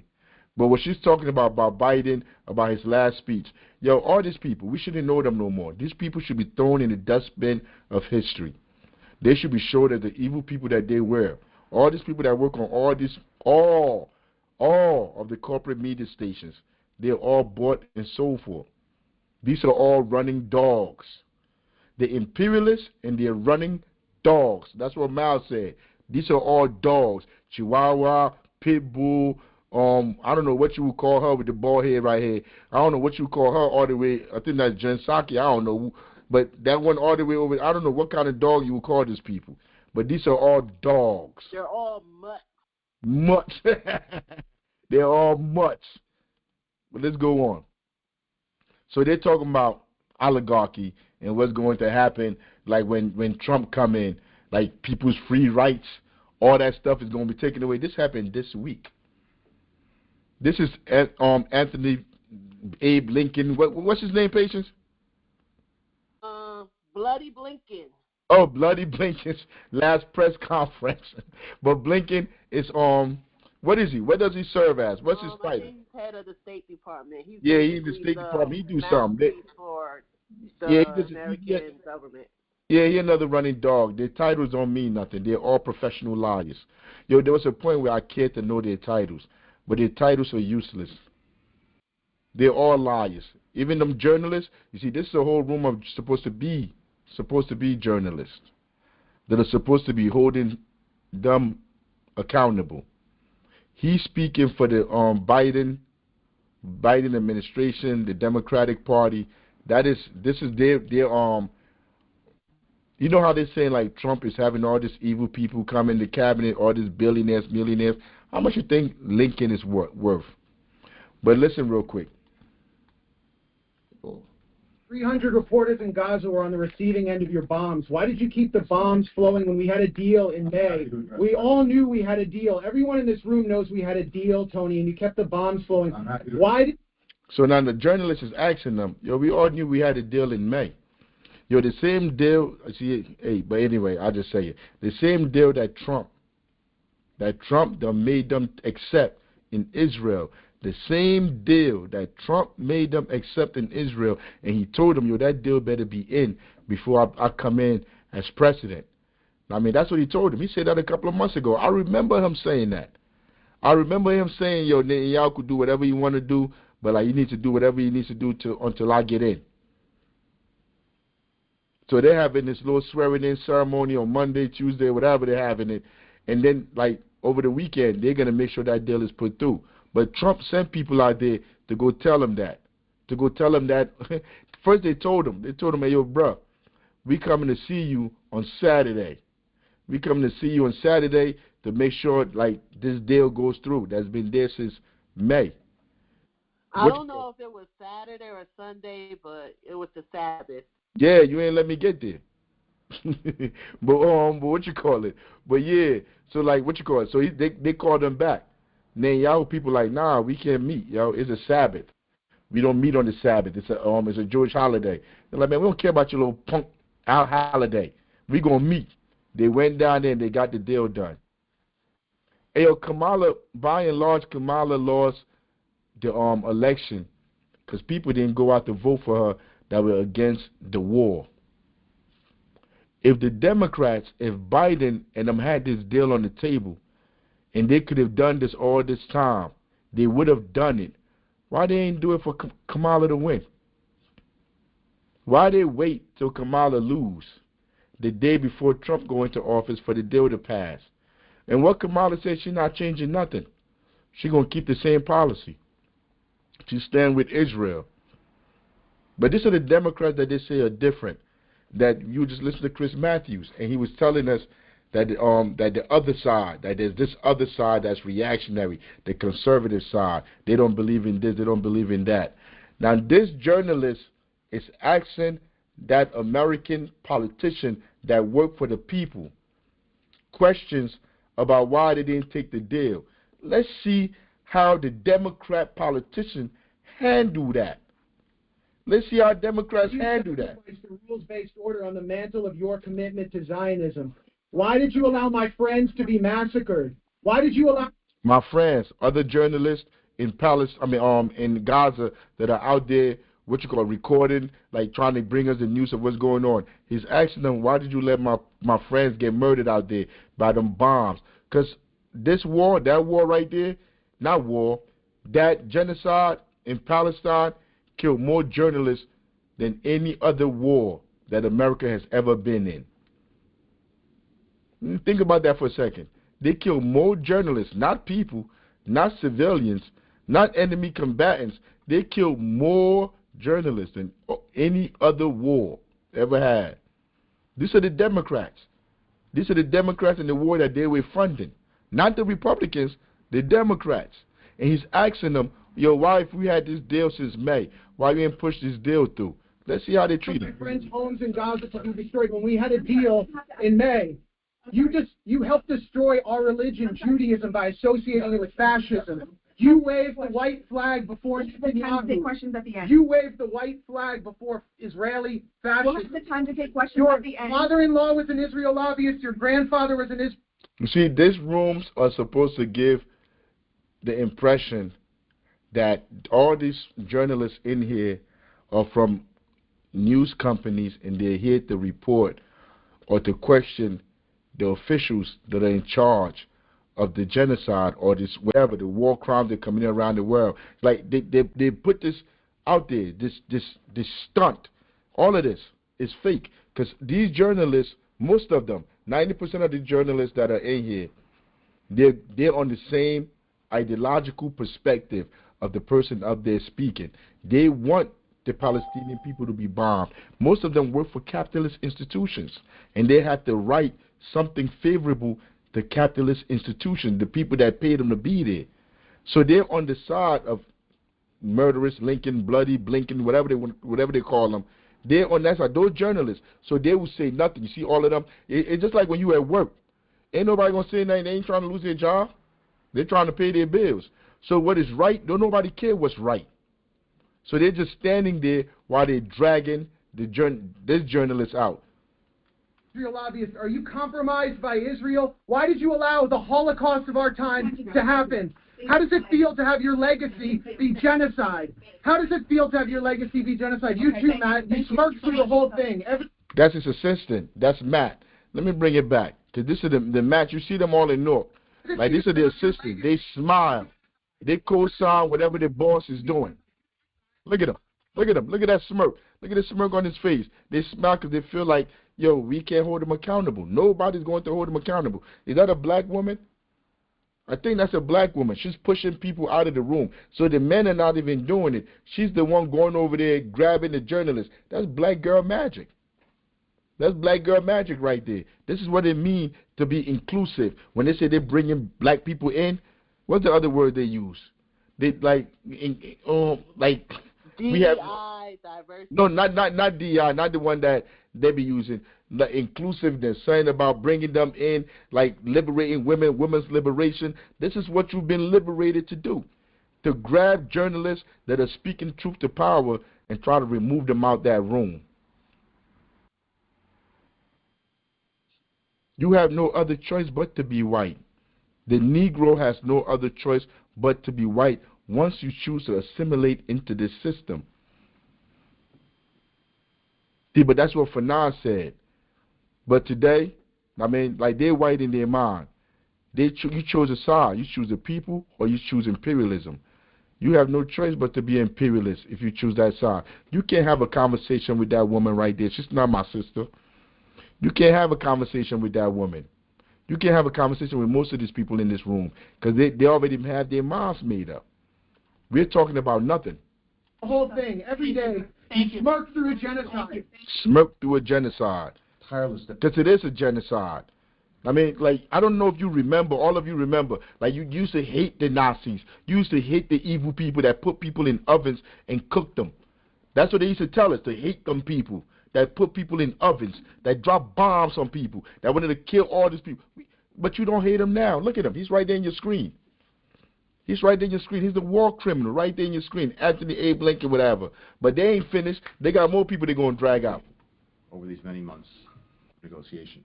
Will we recognize Geneva Conventions apply to the Palestinians? And again, I'm happy to address questions when we have a chance. I'm happy to address questions in a moment. Thank you. As we celebrate the return of hostages in Gaza, including Americans, as we look to relief for the people of Gaza, I'm also thinking of all those U.S. citizens who are held wrongfully hostage in countries around the world. Do you know about the Hannibal Directive? Miller says he doesn't know about the Hannibal Directive. Do you know about the Hannibal Directive? Again, I'm going to address questions. No, I want him to answer my question. I look forward to answering He's going to questions. speak for an hour. Thank you. He gets to make lots of speeches. Let him answer some questions. Let him answer some questions instead of making another speech every day. So, See, this is exactly what they do to you when you try to hold these people accountable. This is exactly what they do to you. They see the police right there? Remember, we was listening to Richard Wolff a couple of shows ago, and Richard Wolff said when the workers get mad and they start complaining, they pick up the phone and they call the police. They got the police in the room already. The corporation called the police to come down and beat up on the people that complain that they're not getting paid enough, the workers. Look at them right there. This is what the politicians do every single day in our community. When you try to hold them accountable, they weaponize the system against you. I'm in court for so many cases, I don't even know anymore. Like, I don't even look no more. They sent me a letter. They sent me a letter like a few weeks ago. They said that court case that I had in East Orange, because it was in Newark, but they took it to East Orange. But now they say they done brought it back to Newark. I don't even know what they're doing with the court case. I got a court case with the mayor. They said that thing was going to the grand jury like 2 years ago or something, man. Yo, I don't even know what they're doing with this court. I just got hella court cases because they believe the way to shut us up is by using the police, by taking our jobs. This is what the politicians are doing. The black politicians in our community, Ras Baraka, MacGyver, all these people, they antagonize you. And then try to weaponize the system against you and say, like, you're the problem. You're crazy. Yo, they got me under investigation. Not investigation. It's something else, but they're just constantly watching me. Surveillance. Huh? Surveillance. They got me under surveillance. I went to court with Ras Baraka and his lawyers, and they told the judge that they have me under surveillance because I'm a threat to dignitaries. For what? For what? By asking them about gentrification? I asked him about gentrification when I saw him. I told him, yo, you a piece of S. I'm like, you a piece of S, man. I'm like, you got everybody out here homeless.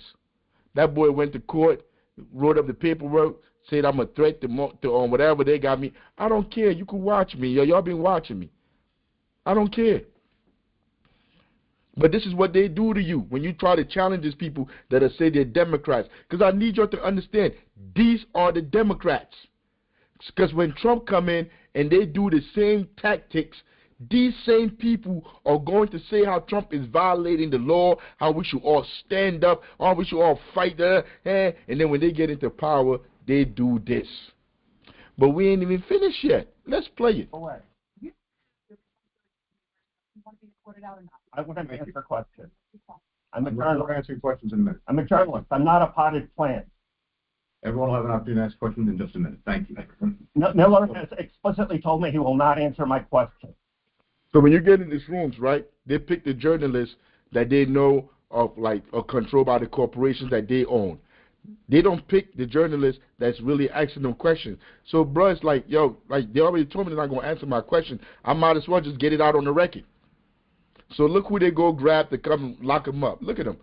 Remember, like, black people catching hell in this country. We out here catching hell. And look at these people that are defending this government. Look at them, bro. They look black like us, man.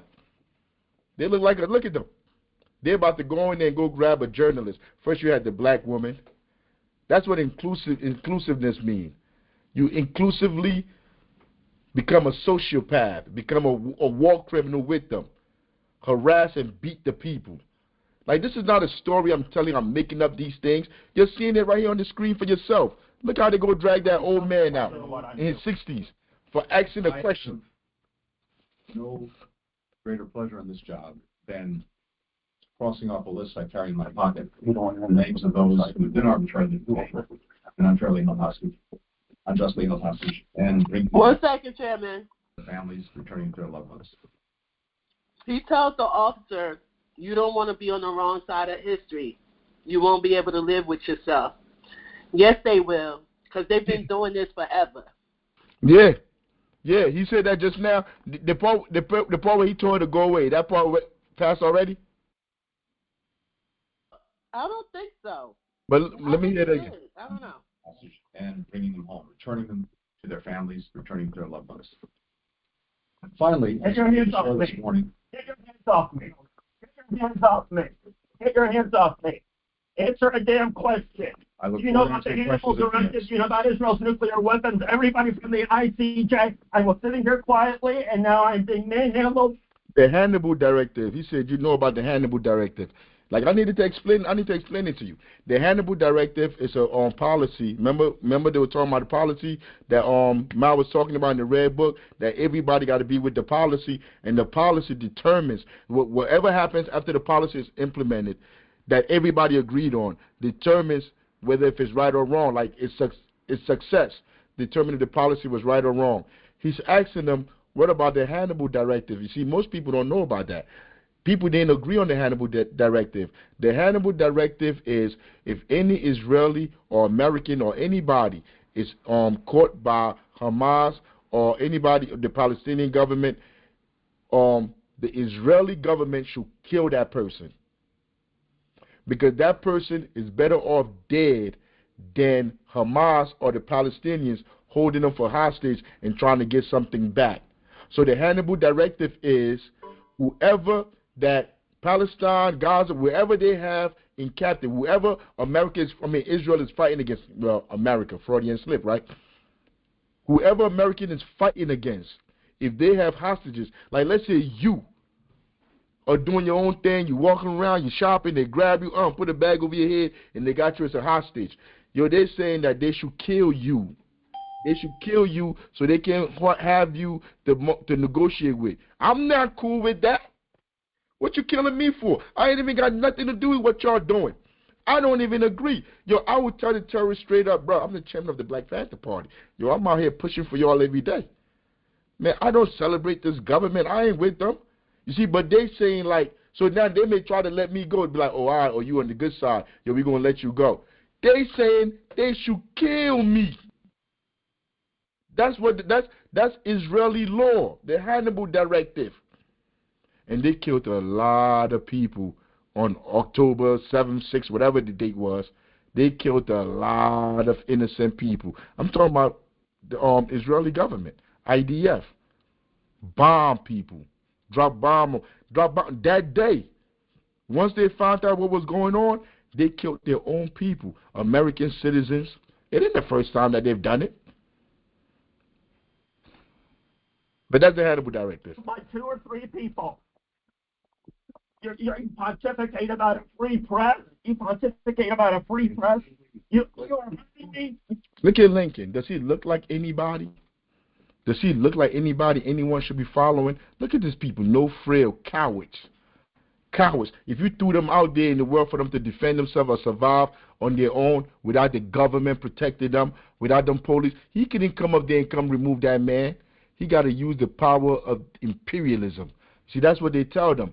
Once you become imperialist with us, you have access to all these institutions to be able to bully and manhandle people. But this is the Biden administration. This is the oligarchy in power right here. You have no rights. You are hurting me. I'm asking questions after being told by Matt Miller that he will not answer my questions. And so Please, sir, respect the process. We'll have an opportunity to take a few minutes. What's the point of the May 31st statement to block the ICJ orders? You block the ICJ orders. They block ICJ orders, International Criminal Court of Justice. They block the orders that they put out against Israel. This American, they block the orders. In fact, America is not supposed to support anybody, any country that's stopping humanitarian aid from coming in. They caught Israel doing that. Killing the humanitarian aid, the trucks, the envoy that come in. They got them killing them people. The people going out there to get rice. The people, not no military that they're fighting against. The people going out there to go get rice, get some bread, and they drop bombs on them. And this dude right here hid all of that from the people. He not going to jail. Trump not coming in the office to lock him up. This is business. Trump and them going to come in and do their own savagery. But all these people are savages. All of them. But look at them. My stomach be turning. I've been to prison, man. I've been to prison. I lived in prison. I had brawls with in prison with people. I had to deal with enemies in prison, people that was ready to kill you in prison. I look at this people right here, his pasty face. Look at him. If I smack him, he'll doodle on himself. Look at him. These are the people. But when they got all this police and everything behind them, look at that white man back there grabbing that old man like that because he asked a question. Look at the two black dudes. Look at this one. He still got a mask on. He still think he's going to catch COVID. So he still got his mask on because he don't want to catch it and pass it on to somebody else. Everything that they told you is a lie. That don't happen. He still got a mask on. These people are delusional, man. They're sociopaths. They would do anything for money. They get paid well. They get paid well to be there. They get paid enough to live in the suburbs because to them, respect comes from their paycheck. That's how they're able to get women, pay their bills, feel like they're somebody, belong to them fake fraternities, sororities. Look at that white man grabbing this old man. What are you in his 60s? Because he's a journalist asking a question to a war criminal, and look how he's grabbing him because they don't told him to come do it. His boss don't told him to come do it. Capitalism corrupts. Imperialism corrupts. Look at him. You think that's what he grew up saying, one day I'm going to be a cop so I could drag journalists out of the room when they ask questions. You think that was his dream growing up? But this is who he has become. He got to get that overtime money so he could go get another $100,000 added on to whatever he's making. These are the people that's going to allow him to get that. That's the world we live in.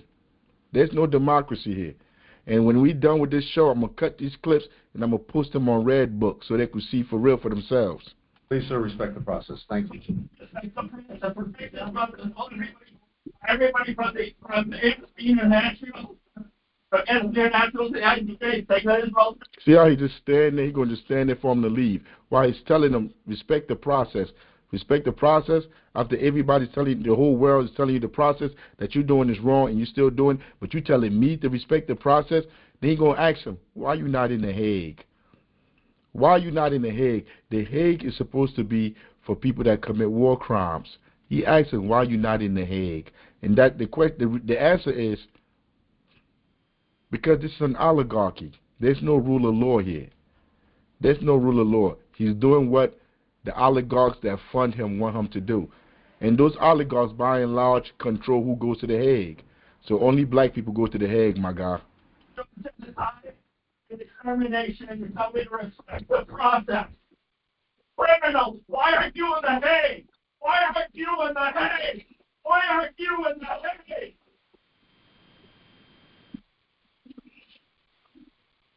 Good evening. All power to the people.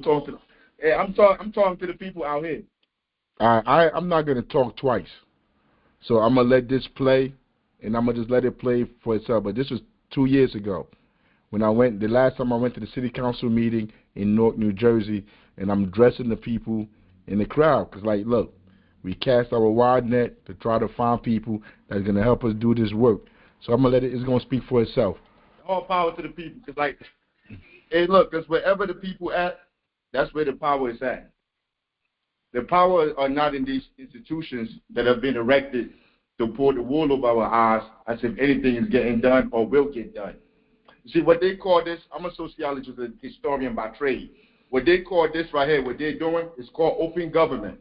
They give the facade that our society is open, that we all have equal rights. Even though we know that we live in an oligarchy. Like, this is not a democracy. We know that. We know our votes don't matter. We all intrinsically know this inside the back of our minds. This is all a facade. At some point, we got to talk to ourselves and say, are we tired of the facade? Yo, everything that they're doing is not new. Everything that the council members are doing, nothing they do is new, man. It's been going back for centuries. Now, I go back to Denmark Vesey because I'm a historian. And, like, as a Panther, we have to read history. We have to study history and understand sociology to understand how to deal with our current condition. There was a slave named Denmark Vesey. He won the lottery, and that's how he became free. He tried to get his family. He tried to get his wife and children. They refused to let them free. So that boy spent 20 years organizing the people to kill everybody in the town, to free all the black people there. See, because he had got to a stage. See, most of, like, there's levels of social consciousness, of awareness of where you at. You got the apolitical people that don't deal with politics at all. When you talk to them about politics, I don't do politics. I don't even watch the news. I don't do none of that. Those are apolitical people. Then you got the second group. They're aware of Democrats, Republicans. They vote, they participate. They even come up with the ideas of a third party, or they say they're going to form their own party. That's group two. Then there's another group. There's a third group that know all of it is a farce. It don't matter what party you come up with. These rich people that control these people, that pay their campaign funds, that they make deals from, will never let you take power. So they just say, I give up. I ain't doing nothing. Then you have people like the Panthers, people like Malcolm, people like King, that say, I know all of this is a farce. But we have to build institutions to liberate our people. We have to build our own schools. We can't trust these people. We are talking about rent and gentrification. They used to call it something else, development induced, something. They came up with all kind of names. Like, none of this stuff is new. They were just like Central Park. On Central Park, there was a community of black people there. It's like 1850s. On Seneca Village, York Village, they came in there, the government came in there, flooded them out, killed all those people. They moved to another spot. They came over there, killed them again. And they say development induced whatever. Those people are dead, they're gone. They're never coming back. We have been going through this stuff for generations as black people. As a Panther, when you study Pantherism, that's number 4 of the 10-point program. It says that the federal government that we pay our taxes to refuse to do what we need in our communities to survive, we must build cooperatives. Meaning, all of us got jobs. I don't care who you are in here. We live in a socioeconomic world. If you cannot survive without a job, we all have jobs. If we all pulled our resources together right here in North, we ain't got to go nowhere. You can start buying up the community. You can start owning the stuff other than people from outside coming in buying it up. That is our only hope. That's what Malcolm told you. The speech the night before Martin died, he said the same thing. It's on video. He said, walk away from these institutions. He said, we have to build our own black institutions. I don't mean one rich black person that they know or somebody like get a house. No, I mean all of us. That's what it means by black ownership. Not one Negro get it, and then they'll be like, yo, support me while I live in the suburbs. It's getting too late in the day to keep coming up here, speaking to these people, and hoping for things to change. They've already made up their mind. We need to make up our mind as residents. I don't see some of the residents that I see on the video, because I watch the video too. I don't see them here. Yo, you don't have to waste your energy screaming, cursing, yelling at these people. We got meetings. We are all working here. We are all intellectuals. We all know what's going on. We need to come together and devise a strategy to liberate ourselves. So that is the only option we have. No voting will save you. You cannot put nobody in their institutions. This is white supremacy institutions. These are the oligarchs. They created this space and this platform for them to be on. And if you don't understand that, you're going to keep going around in circles and asking yourself, how come things don't change? Because you have to understand fundamentally, none of this belongs to us. They could be reverends, they could be pastors. They're all frauds. Once you understand that, you come up with a strategy. I said all power to the people. They all white guys. He's been here since I've been. Getting money somehow. All power to the people. Thank you, Mr. Thomas. Don't thank me. You don't like me. I don't like you. Yeah, now that's Councilwoman MacGyver. She's now in Congress or something. You see, like they promote them. This was 2 years ago. While the people in her ward, she was in the West Ward, the people in her ward are living in the streets, gentrification is running rampant. I'm sorry, Chairman. No, Central Ward. Remember, she was Central Ward. No. Fires too. Now you're right, Central Ward. I don't know why I say Central Ward, but I don't know why I say West Ward. But what's his name? The rap one is in the West Ward, but MacGyver had the Central Ward. The Central Ward, people are living on the streets, people losing their homes. There's not enough money to survive. They can't go buy food. But she got a promotion. I mean, she worked so well to exploit the people in the community. They sent her up to Congress. I mean, but you could see from here, not once did I address her. They didn't say her name, they didn't speak to them. But as long as you talk to the people and you tell the people the truth that they all work for oligarchs, you see, like they do, what do you call it? It's passive aggressive. Like she know, like I don't like her. I've told her to her face, and they post stuff about me, the government, her. They have me in court. When I say they got me in court, I got to go see the judge. They say they got me on the investigation. It's because of people like her. It's because of her and that council board. But she knows I don't like her. She knows she don't like me. So she refused to call me Africa. She refused to call me chairman of the Black Panther Party. So she's going to call me the name that my mother gave me. I'm not sad that you call me that. Just don't speak to me. Because you're disgusting. You're like Hitler. You a whore. Don't call me. I mean, you a whore. You work for those corporations. You work for those people that's displacing the residents, that's poisoning the residents, that had the school failing. Yo, you are not my friend. We are not allies. There's no point of unity. I am not even there to talk to you. I am there to talk to the people that's watching this on video and the people that are in there, and I'm trying to organize the people. That's the only reason why I'm there, and she knows that. So she's going to keep saying my name, Thomas, over and over and over to try to antagonize me. Because as soon as I'm done, I'm going to sit down.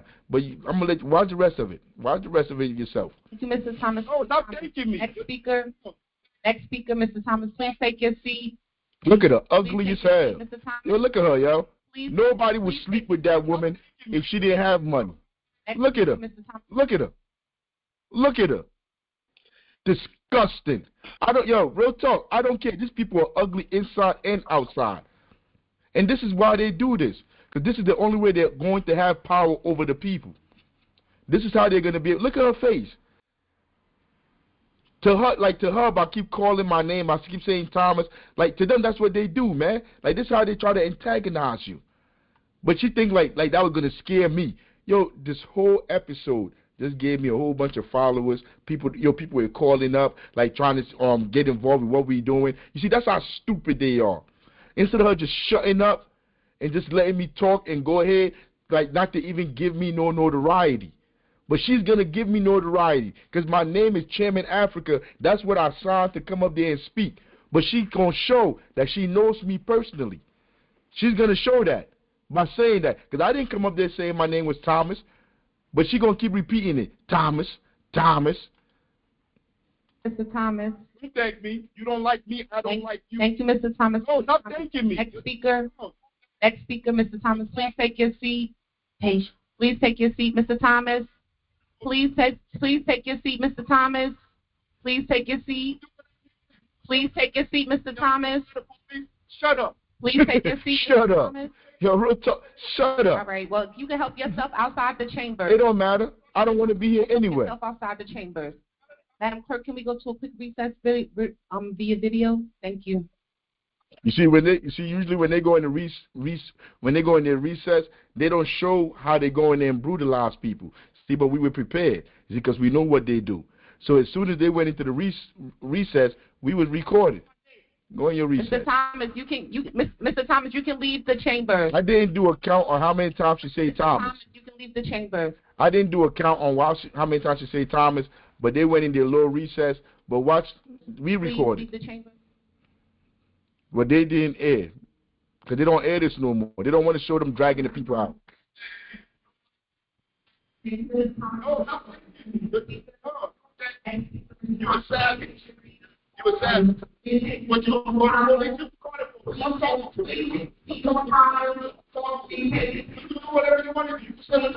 You can literally say she's trying to antagonize me. You can literally see it. And this cop right here, he know of me. I don't know his name, but he know of me. He up there like, yo, I got to go do this, man. Like, I got to go up there and go try to get him out of here. Oh, why don't you just shut up, MacGyver? But You a traitor. You a traitor. You a traitor. You a traitor to your people.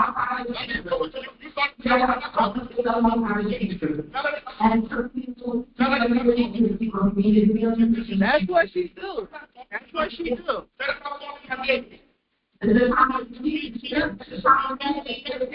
like, you literally see it. Like, they see it. They don't want to do nothing. They're in there like he in his seat, he over here. Yo, they're looking at her like, what is she doing? Why she keep calling his name? Like, they could see that she's trying to antagonize me. Everybody in there see it. But they got to do what they pay them to do, or they're not going to be able to have their jobs. Why do I keep doing that, man? I press the... Same time? Shut up. Same time?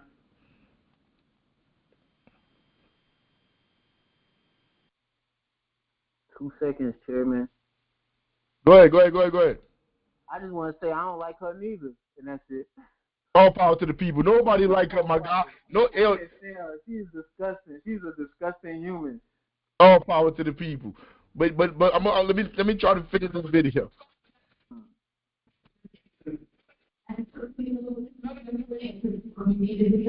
That's what she do. That's what she do.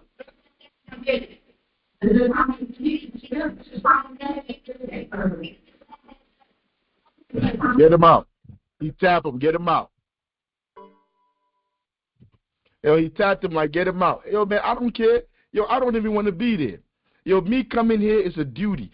Me coming here, like as a Panther, I have to push this message wherever I'm at. It's a way of life. So if the cameras are there, if the people are watching, if the people are there, yo, I have to show up. Yo, I don't want to be around these people, yo.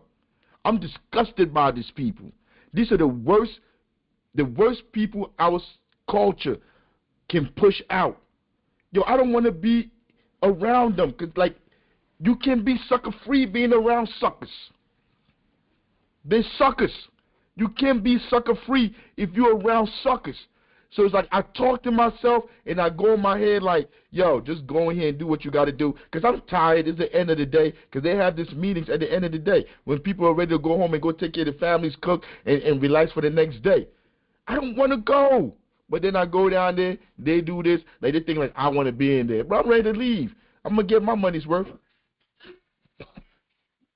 The people should be tired of it. The people are tired of it. You need to leave the shit. You need to leave. So all you black people are coming to come support them. You heard of it. I'm not talking about. You should get it. Why you supposed to be my name? Get the fuck off me, man. Fuck off me. Don't want your fucking flags. Yo, we get to African mode. Yo, cause like once that you done piss me off, we in African mode. Don't put your hands on me, yo. Don't put your hands on me, pig. Do not touch me, cause we could get it shaken. It's not that serious with me. You want to get it shaken, we could get it shaken. Do not put your hands on me. I mean, that's how I'm coming. When it's time for action, there ain't nothing to talk about. Don't touch me. I didn't touch you. You know you shouldn't be touching me. You know I violated no law. I've done nothing wrong. What you putting your hand off on me for? But that went viral. It is because of them. They made it go viral. If they just let me speak and leave, like nothing would have happened. But she want to antagonize me. So that's how the Democrats move. That's One how. second, Chairman. Go ahead. I got kicked out too, and we were banned for like 6 months. Yeah. We were banned from coming to the council meeting for 6 months. I haven't been there since. Because I told you I don't want to go. Like I force myself to be in their presence. Because these people disgust me. These people disgust me how pedophiles would disgust you. Because I see the people that they push into the streets. We serve these people. I see the children they miseducate. I see the lies they push on our communities. These people disgust me like they're pedophiles. All these politicians.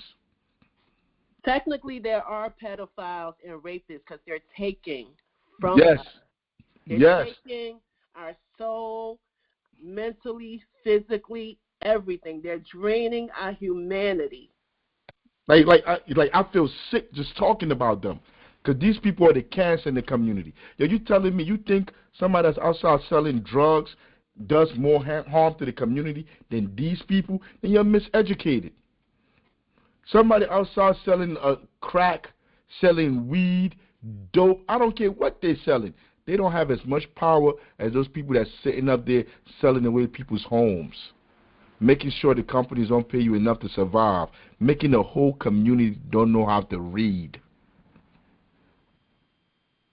Give me that money. I don't even need that money. On a daily, every day, I'm teaching kids how to read. Kids are learning. We give out tests. The kids get 100 on our test. Because we make them learn. We teach them. It's not a trick. I mean, so like for the kids to graduate from our to become Panther Cubs, they have to take a test to become Panther Cubs. So the question is, who is Huey P. Newton? Who is Fred Hampton? Who founded the Black Panther Party? Where did they have bases at? What did the Black Panthers Party stand for? What was their logo? These are stuff that we ask the kids. You cannot pass the test if you don't know. And they pass the test with 100 because we teach them every day. We talk to them every day. Every day. And we get them to understand. So when they tell us, like, we every morning when we go to school, they make us pledge allegiance. We tell them, the same government that got you pledging allegiance is the one that killed Fred Hampton. You see their eyes get big. They start to understand in the 3rd grade, in the 4th grade, in the 1st grade who their real enemy is. That's organizing. That's working for the people, not what the savages are up here doing.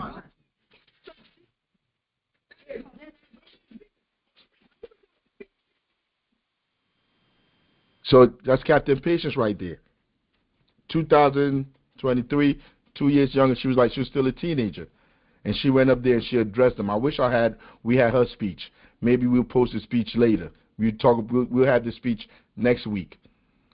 But she went up there and showed them what real African magic is.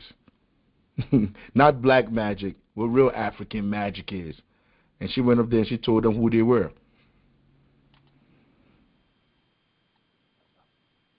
Same time, we strengthen them. Oh, this is another one.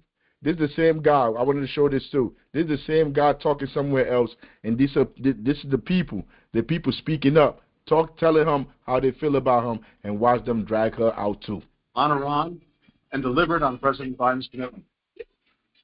And Blinken, Secretary of Genocide, you have the blood of hundreds of thousands of innocent. Secretary of State. That's what he do. It doesn't matter. It doesn't matter what his title is. But Secretary of State. Thank you. I respect your views. Please allow me to share mine.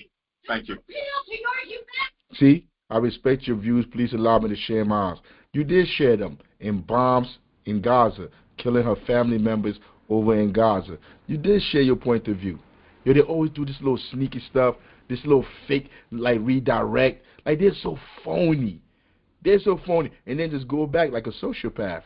And just go back to lying again, like nothing is happening.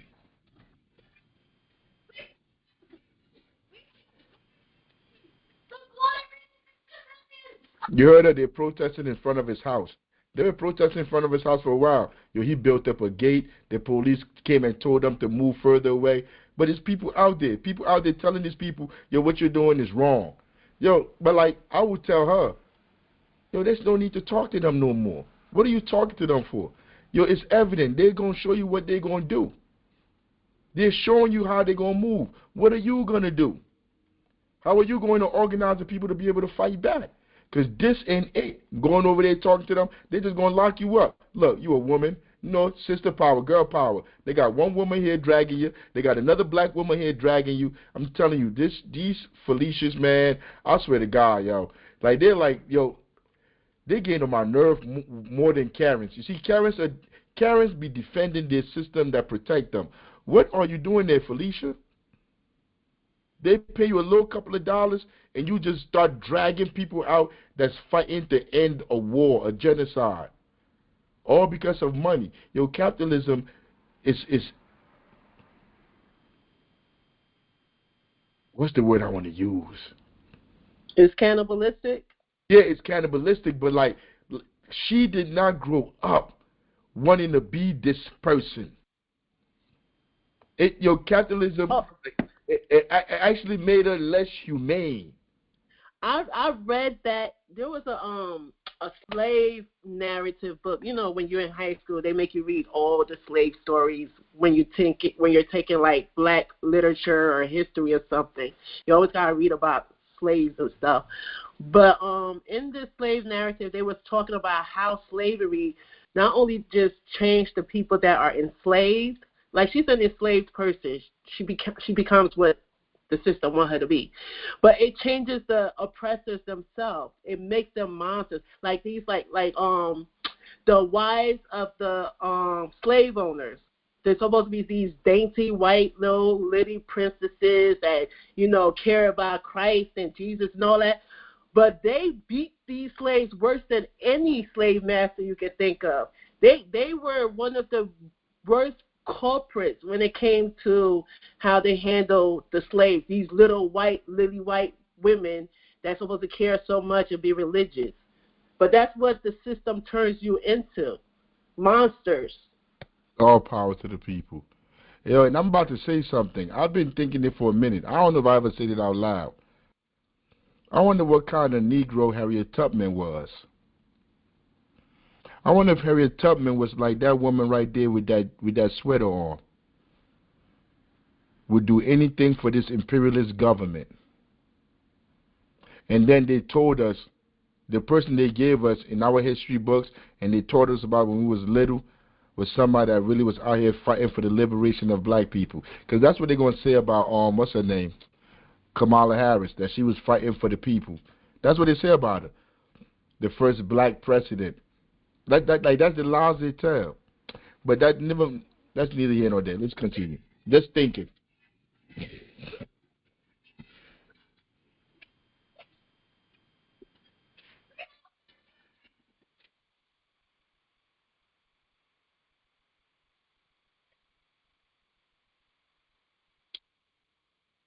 So to continue. See that? These are the goals that I've... See that? So to continue. And they just laugh. Because the people in that room, they control. They own those people. The people in that room is not there to challenge them, hold them accountable. So he feels real comfortable just continuing. Just continuing. These people are evil. This is the face of evil right here. These are the real terrorists right here. He's the real terrorist. Same time, we... This is Jordan Carrigan. That's his name, Patience? From Status Quo? Yes, I believe so. Yeah, he's basically talking about the same thing we've been talking about. He's going to talk about how all these people have become the revolutionaries now that Trump is going into office. Remember Chris Matthews was just talking about oligarchy? The same oligarchy they called Bernie Sanders racist and sexist for warning about. I want to play that clip again just to reset it. When he talked about the oligarchy, which was just a striking moment, just using that word and saying it so plainly. He talks about today an oligarchy is taking shape. Take a listen. Today, an oligarchy is taking shape in America of extreme wealth, power, and influence that literally threatens our entire democracy, our basic rights and freedoms, and a fair shot for everyone to get ahead. We see the consequences all across America, and we've seen it before. More than a century ago, American people stood up to the robber barons back then and busted the trusts. They didn't punish the wealthy. Just made the wealthy play by the rules everybody else had to. Alex. When he said that, you and I were both on set looking at each other like Joe Biden just said oligarchy. Oh my God, he said oligarchy. The same thing that Bernie Sanders has been saying for 40 years. But so now, Biden is talking about oligarchy. We've been talking about oligarchy since 60s, 70s, 80s, 90s. We've been talking about oligarchy after you learn and you find out who the enemy is. America is not a democracy, it's an oligarchy. The same oligarchs that control Biden. So now Biden is talking about oligarchy. I told you, these people will be more revolutionary than us. Because all of it is an attempt to get that vote back, to get people to start believing in the system again. And they know that people don't believe. They know that people know that it is an oligarchy. So now, while they're out of power, I'm telling you now, their script is so easy. Like, it's easy to tell what they're about to do, yo. They're never going to be on the side of the people. They're not going to work with the people. They're going to use all that rhetoric, the oligarchy rhetoric, to tell you to go vote for somebody to go in there so they could be working for the oligarchs. That's what they're going to do. But they're going to spit this knowledge better than anybody else because they know, because they are the oligarchs. or specifically for the last 6, that he was running for president, that we lied about him and gaslit about him and minimized the oligarchy. But corporate Joe said it, so, oh my God, our eyes glazed over when he said it. We were mesmerized. He's so right. Listen to captain of the MSNBC Titanic, Rachel Maddow, who said that this warning by Joe Biden actually put a shiver down her spine. Tonight, there is an oligarchy taking shape in America. Dangerous concentration of power in the hands of a very few ultra-wealthy people. Tech industrial complex that poses real dangers. He talked about a tide of misinformation and disinformation enabling the abuse of power. Not just saying misinformation and disinformation are bad on their own, but why are they there? They are there to enable the abuse of power. He talked like she don't know. You're there to enable the abuse of power. You're there to lie to the American people. You lied to them about Iraq. You lied to them about everything. That's what you're there for. Every war. You've been lying to them about Israel for the last, 15 months? But now, everybody know the word oligarchy now. I bet you people was Googling it. Not everybody, but they're going to offer no solutions, nothing. But they know now. Now they could say the word oligarchy. Now they tell you everything about that. They control the media. Like they don't control you. Like you're not the media. about the free press crumbling, which put a shiver down my spine, and then talked. That man, those people getting dragged out of, those reporters getting dragged out. The ones getting killed in all these war-torn nations, the one that they're killing. You see, that didn't put a shiver down her spine. It's Biden saying oligarchy. That's what put a spine down her spine. I'm telling you, they could be gay. They could be ugly with big noses and have a little crew cut. They could be lesbian, LGBTQ. They're all sociopaths. They could be black women. They could be black men. They can be handicapped. Once you're part of that system, that capitalist system, when you're part of this oligarch system, you become just like dumb. You become a sociopath. You don't care about people. So she's gay. But that don't mean nothing. She's a woman. That don't mean nothing. So when you telling me like, yo, we need more representation, we need more women. No, you don't need no more women. You just need to get rid of that system. That's the problem. Not you getting a job. You getting a job is not the problem.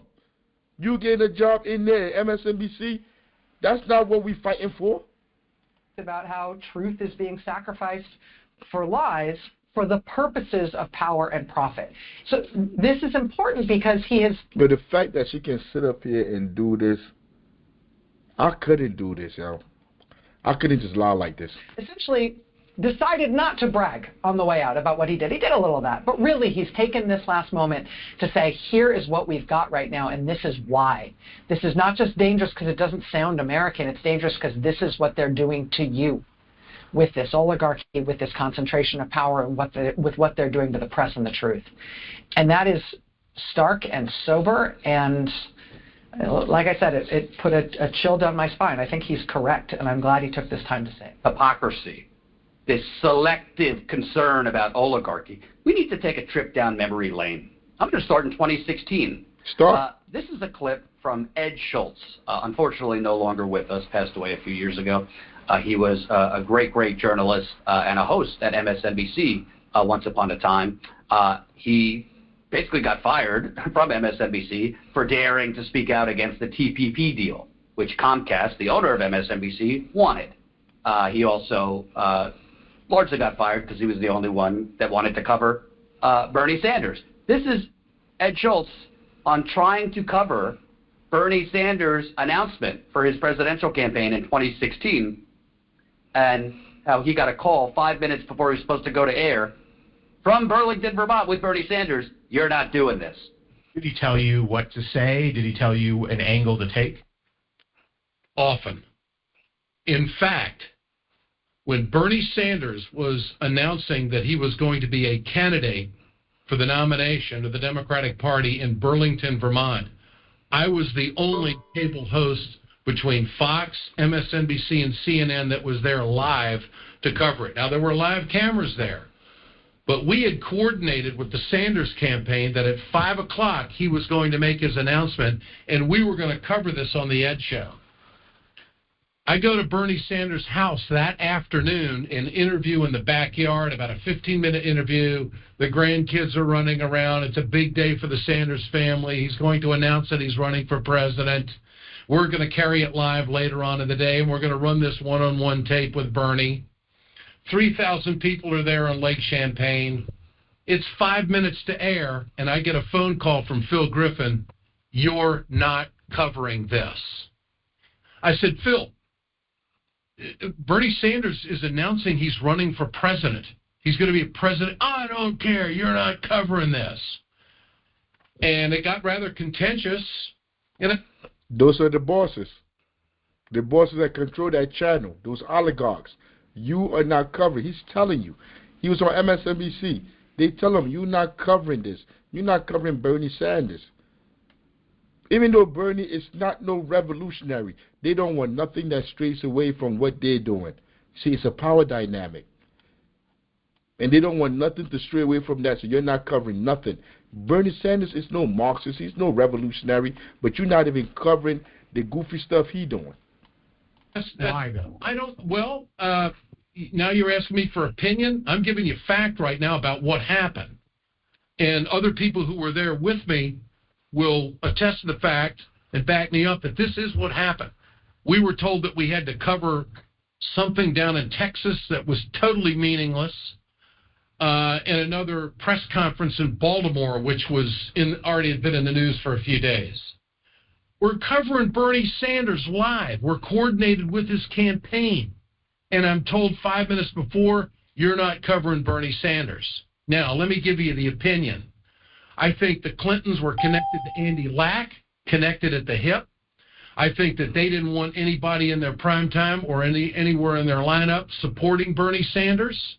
I think that they were in the tank for Hillary Clinton, and I think it was managed, and 45 days later I was out at MSNBC. That was the late Ed Schultz describing MSNBC censoring and trying to kill coverage of that anti-oligarchy crusader Bernie Sanders. Ardent opposition to oligarchy when they interviewed Bernie Sanders in the early days of his 2016 campaign about taking on said oligarchy. So there will be tremendous forces against everything you've advocated here. Right. It's not like saying nobody's staying up all night worried about gay marriage because they're. Okay, good point. But this thing, they're losing money. And the interests at work here, the very interests you've talked about, are still going to be there the day after you're inaugurated. That's right. So what do you do What with you're it? saying is Don't tell me you're wishing to happen. Let me rephrase it. Okay. What you are saying, correct me if I'm wrong, is you got a very powerful billionaire class who wants it all and will resist any change. Anyone with substantial wealth or in a 401k or a mutual fund will want to hold on to their money. They'll all want to hold on to their what money. What you're talking about is the Koch brothers in corporate America. And everyone in the stock market. And people who are very, very wealthy. So let me just say anyone in the stock market. First, let me just say this. Not anyone. All right? Well, this university invests for the more. That's what's his name? Chris Matthews? Whatever his name is. Now, all these people should be dead already. But this is Chris Matthews, and he's on here. He's taking up for he's taking up for rich people. He's saying, like, all these policies you're talking about are okay, but people don't want anybody that has a 401k, anybody that has money, they don't want to hear what you're talking about. And he wouldn't even let him talk. He wouldn't even let him get a word out. And all he's saying was that they're going to have to pay their fair share. All he's saying is they got to pay taxes. But this fraud that act like a journalist, that really worked for the oligarchs. He's been working for the government his whole life. He worked for presidents. Yo, these people are... I'm trying not to curse.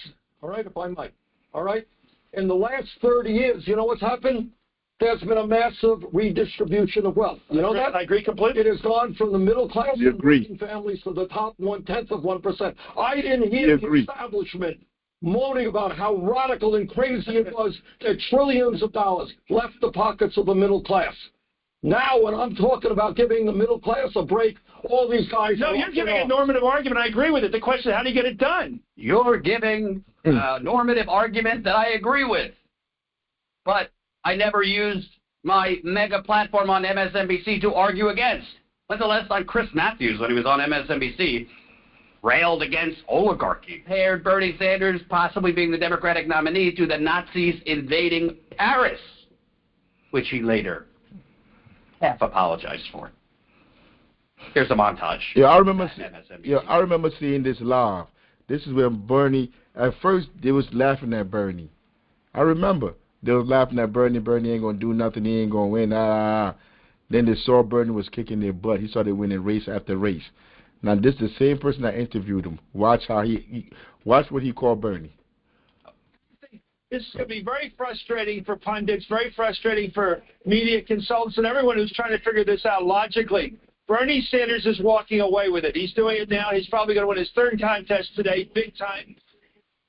The happiest person right now is about 1:15 Moscow time. This thing is going very well for Vladimir Putin. I promise you. He's probably staying up watching us right now. How you doing, Vlad? That's absolutely right. They mad as hell. The Democratic moderates want Bernie Sanders to be president.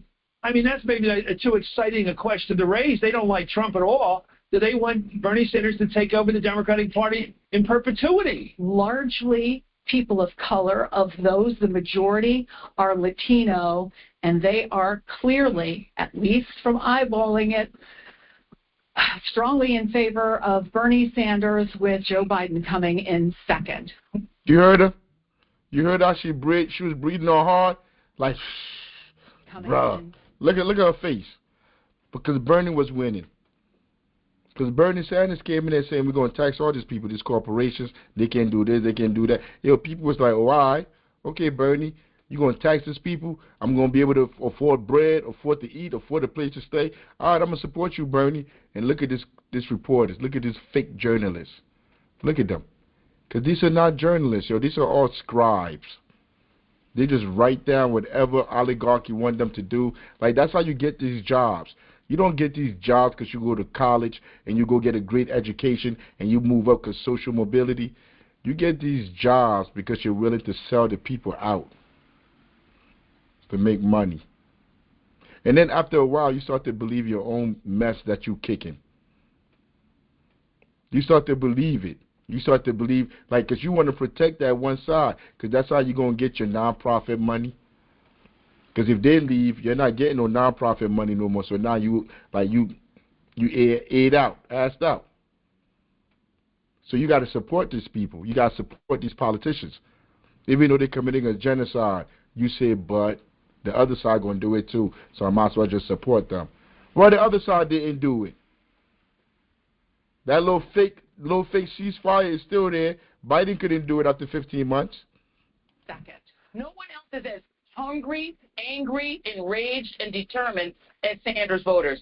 Democrats need to sober up and figure out what the hell they're going to do about that. I'm reading last night about the fall of France in the summer of 1940, and the general, Renault, calls up Churchill and says, it's over. And Churchill said, how can it be? You got the greatest army in Europe. How can it be over? He said, it's over. So I had that suppressed feeling. As memorable as Chris Matthews invoking the Nazis invading Paris was, it might be a tie with that anchor. I think her name is Chris Jansen, the notable grunt. Bernie Sanders. Bernie Sanders is going to win the Nevada caucus. Let's see. The same. What they're going to go into? Tom Cotton, not a lip. Bullshit. Yeah. Wait until after they lose the election to actually enforce a deal that he's taking. This is do this and this with So if Biden could have done this, why the did he wait till 5 days? So if you don't know by now, they're what you call it? There's a ceasefire. So what Trump did, Trump told, like I already said earlier, Trump told his people, like, look, by the time I come in there, y'all better be done with that stuff. He probably got somebody else that he want to go bomb. He got his own policy he want to do. He don't want to be held down with the genocide stuff. So he told them, yo, kill as many people. They've been killing them. They tried. They've been trying to kill as many people as they could kill. But now it's a wrap. Trump sent his team down there, and they basically told them, like, look, I don't care if it's a holiday. Yo, you taking this deal today, and that's that. I mean, so they basically took the deal, so now there's a ceasefire in place.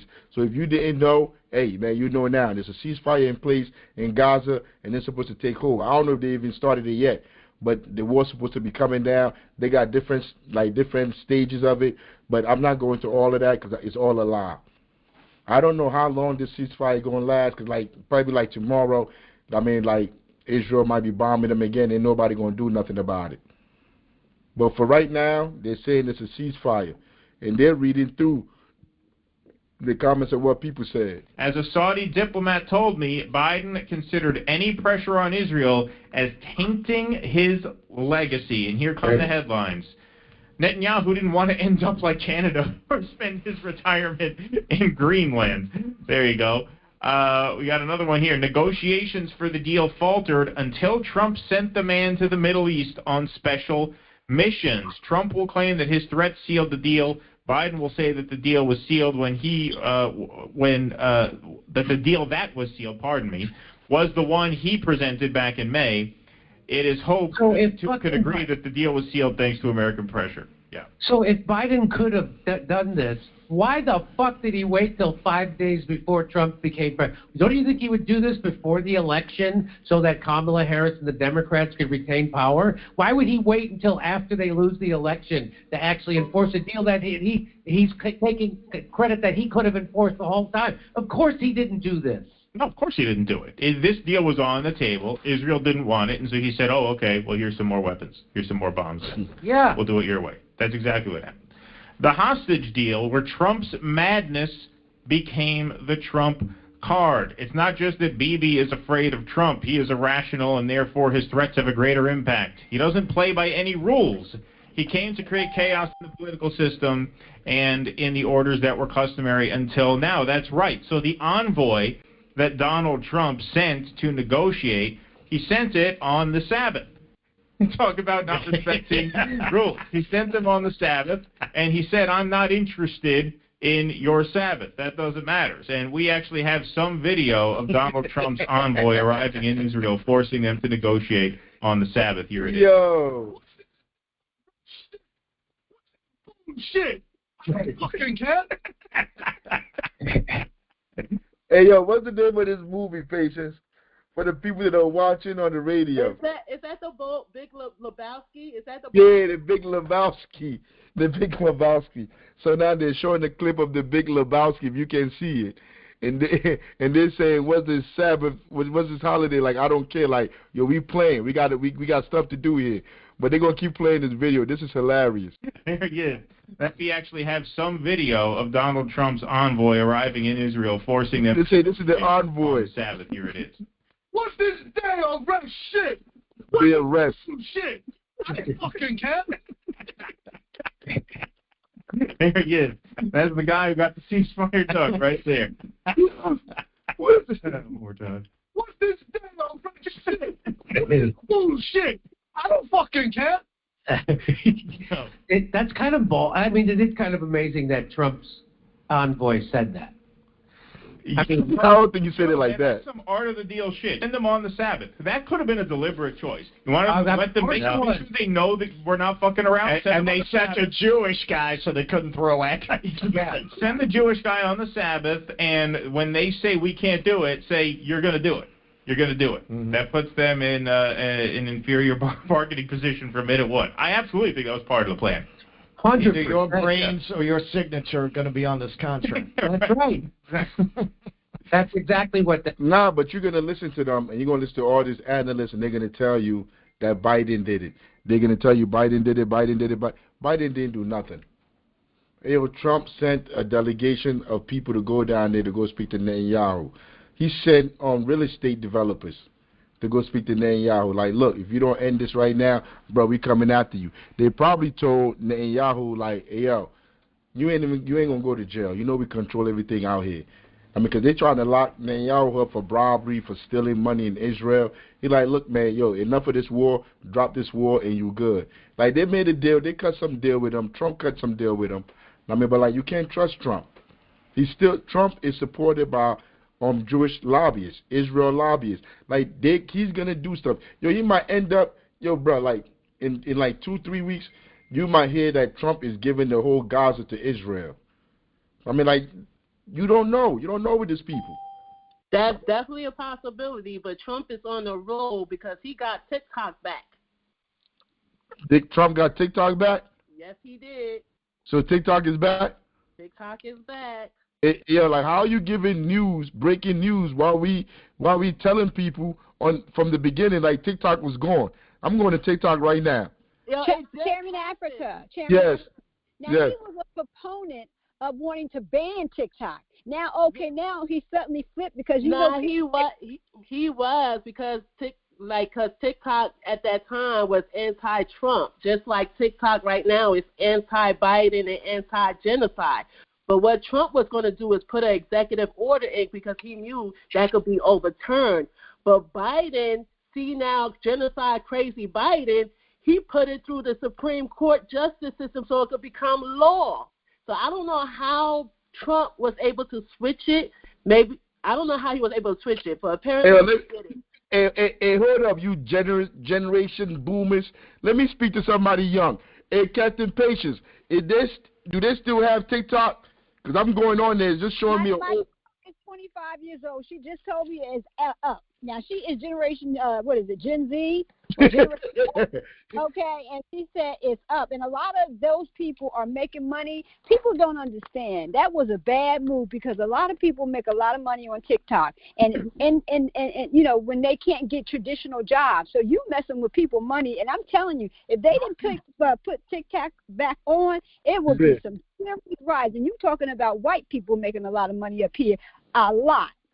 But I don't think they let Africa on yet, though, because I'm trying to scroll. I can't scroll on mine yet. They're holding me back. And I was just saying something slick. I told them I didn't even care because they were shadow banning me. They didn't let me back yet. But be that as it may, nah, you right, Basil. Hold up, you right, Basil. Oh, we don't even need to go into this. They talk about the same thing. Oh, I'm back? What did it say? Thanks for your patience and support. As a result of, oh my Jesus Christ. I know they did not say this. Hey, yo, listen to what they say. Listen to what TikTok say, y'all. Welcome back with a big exclamation point. Thanks for your patience and support. As a result of President Trump's efforts, TikTok is back in the U.S. you can continue to create, share, and discover all the things you love on TikTok. Yo, these Democrats are dumb. Chairman African. Now what? He's Superman, right? Now he's saving the day. No, I'm telling you, he only did that because he want to come in tomorrow with a freaking bang. Please. But check this out, though. The people are that dumb to believe it. You hear me, Basil? Absolutely. Yo, he is playing politics with politicians, and they can't catch up. So all these politicians that were against TikTok and all these people that made all this money from TikTok, all these people that were disappointed, that were crying that TikTok was down, yo, Donald Trump just gave you TikTok back. Yo, they call this real politique. Yo, he beating these people at their own game, left and right. Yo, y'all mad about Gaza? Yo, it's a ceasefire. Yo, they took y'all off TikTok. Yo, your boy Trump got you back on TikTok. Yo, these people, they're making Trump.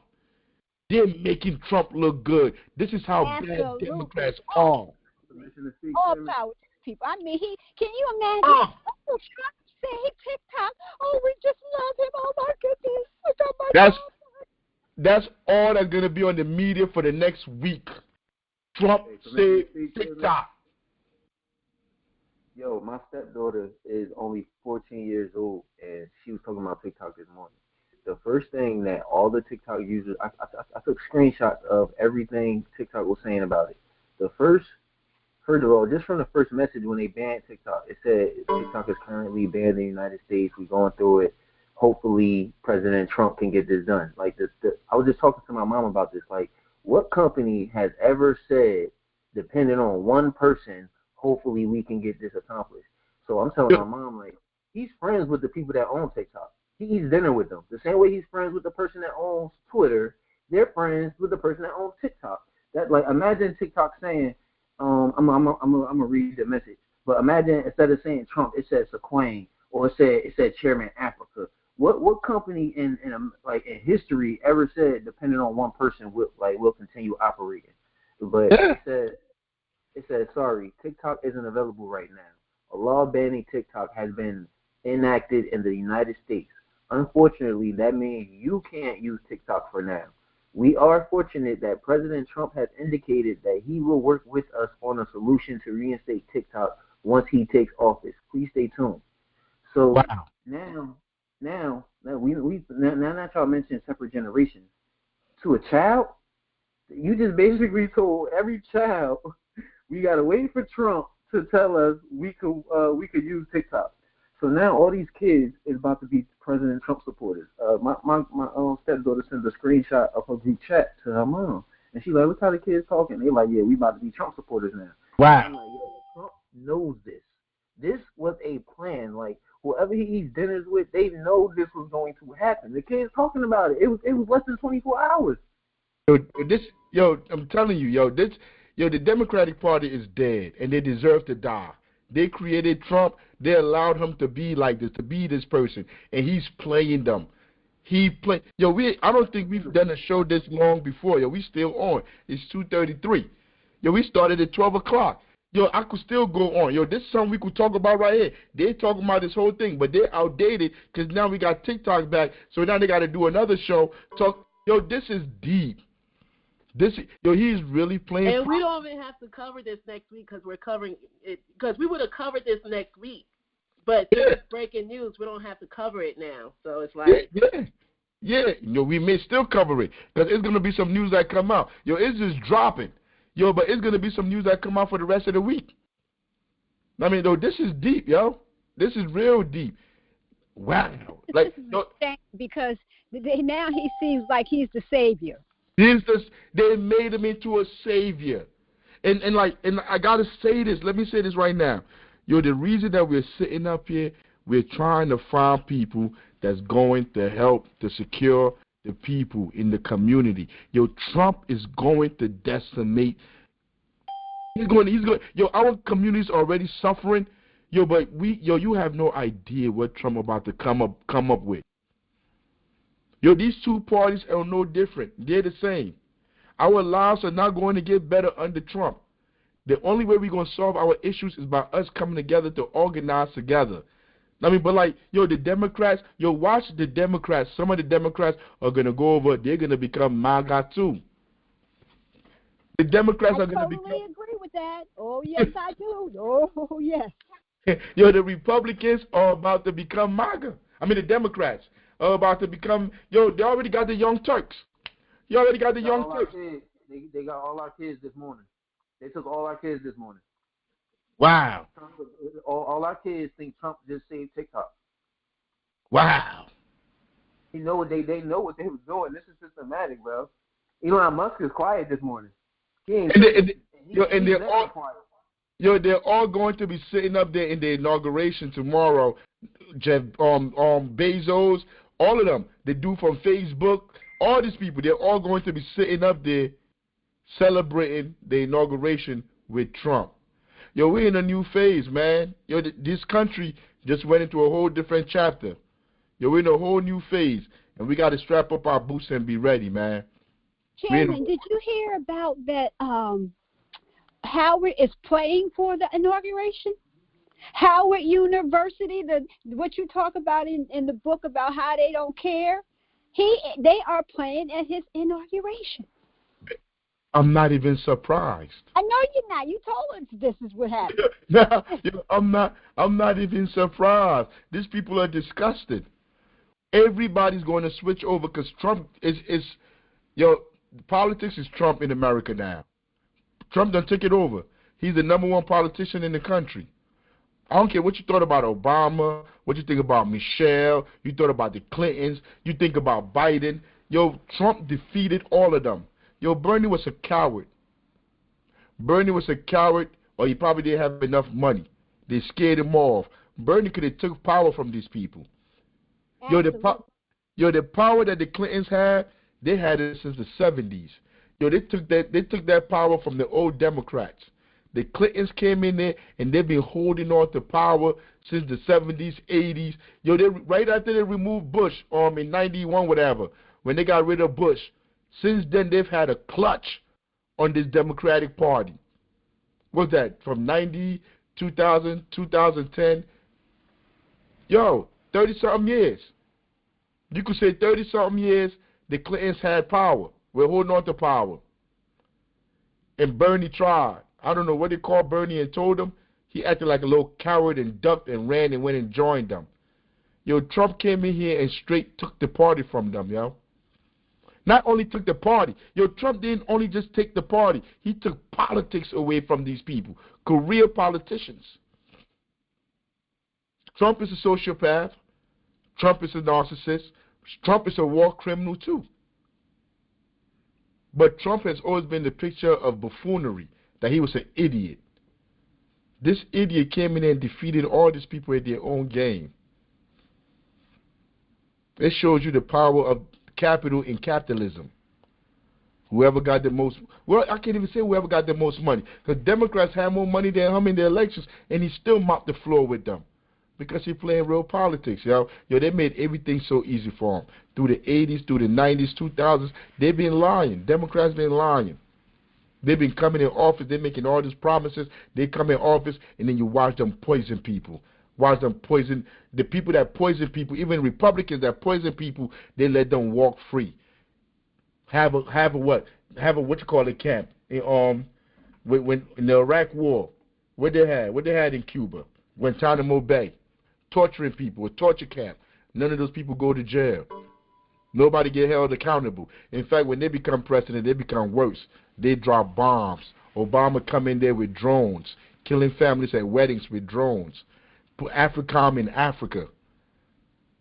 Generation after generation. Yo, Trump looked at it, and he was like, yo, I done read these people. They're done. They're done. And he defeated them. Man, but we done for this week, man. Yo, you see how they be doing? This how they do on their little thing. Mark Pugilist, the only way you could speak, or your comment, they put your comment up there, you got to pay them $2. You got to pay them some money. What they call them, subs? It's like Yeah, when I say like we doing shows, this ain't about to get rich. We ain't trying to get rich.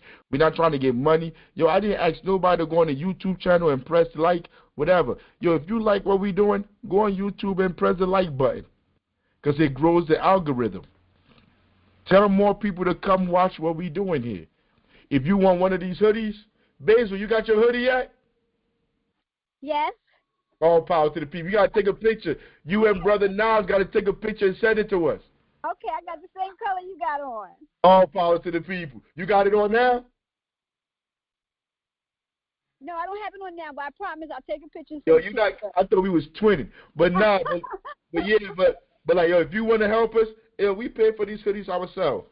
When we talk about when we talk about doing the after school program, when we talk about working with the children, helping people, aiding people with housing, feeding the community, so we buy these hoodies for like I think like $20 or whatever. We sell them for like $45. So we make like $20. We make like $20 off each one of them, and that's how we're able to pay for the stuff we're doing. Ain't no nonprofit funding us, and if we don't sell these hoodies, it doesn't matter. Tomorrow we're still gonna be taking the kids to Pennsylvania. We got to go out there. They're having a program out there by Martin Luther King. I mean, with Pastor Keith. I should have told Pastor Keith to come on and tell people about it. But we going out there. We going with the kids and the other people that's part of our organization. We going to show support to that to their program out there tomorrow. But no matter you're not going to protest at the organ. hey, I can't even say it with a straight face. They don't want to hear what I got to say. And it's like, Ross Baraka said something to me. Well, he wasn't talking to me. I was at one of the events that he was having, the men's meeting, and he got up there. He was throwing shots. He was throwing shots at me and others that are like criticizing what he's doing in Newark. And he said, "Yo, you running around here complaining. What have you built? What have you done? You have done nothing here. All you do is come to other people's event and just be talking." Yo, I was sitting there probably 2-3 years ago, listening to him speak, and I was like, "Yo, he right. We must separate from these people. We must create our own spaces that people come to and walk away from them. I mean, let them create their own space. Let them do what they're doing. You'll spend all your time and your energy on building that communist revolution. Spend your time doing that." And that's what we've been doing. And since then, since he said that, you're the idea for the Panther Cubs, because we've been doing this for years, but we never thought to really make this institutional, where we're really producing minds that we're working with. You see, because we was helping kids to push them into these institutions. We never really said, let's create our own institution. And I'm gonna be honest. Yo, that inspiration came from sitting there listening to Ross Baraka. He was really trying to kick dirt on me. He was trying to disrespect me, whatever. But when he said it, it made sense to me. As a sociologist, I should have knew that already. I was sitting there I'm like, how did I put this together as a sociologist? I mean, so if I go there, they don't want to hear what I got to say. And I'm not trying to pick a fight with nobody. I'm not trying to do nothing. I don't want nobody to feel uncomfortable. I don't even have the energy for that. I mean, so Pastor Keith, he's been doing some good work with us, helping us out with the children. Yo, for Christmas, his organization bought all the kids bikes. All the kids got bicycles on Christmas. These are kids that probably wasn't going to get nothing for Christmas. I mean, we went up there, I packed all them bikes inside the truck, and I brought all them bikes back for them kids. They were so happy. I'm not even going to tell you how we all fit in that truck to get back. But they were so happy that they got that. Wow. I mean, but it's yeah, man, word up. But yeah, so we done for today. If anybody got something, it's General Secretary. Come tell the people goodbye, man. All the work that you put in. I'm about to close my camera so she could come sit down. But all the work she put in every day, come tell the people goodbye. Oh. You just gotta eat from the end of the super teacher. Put the camera there. Greetings, comrades. You the parents.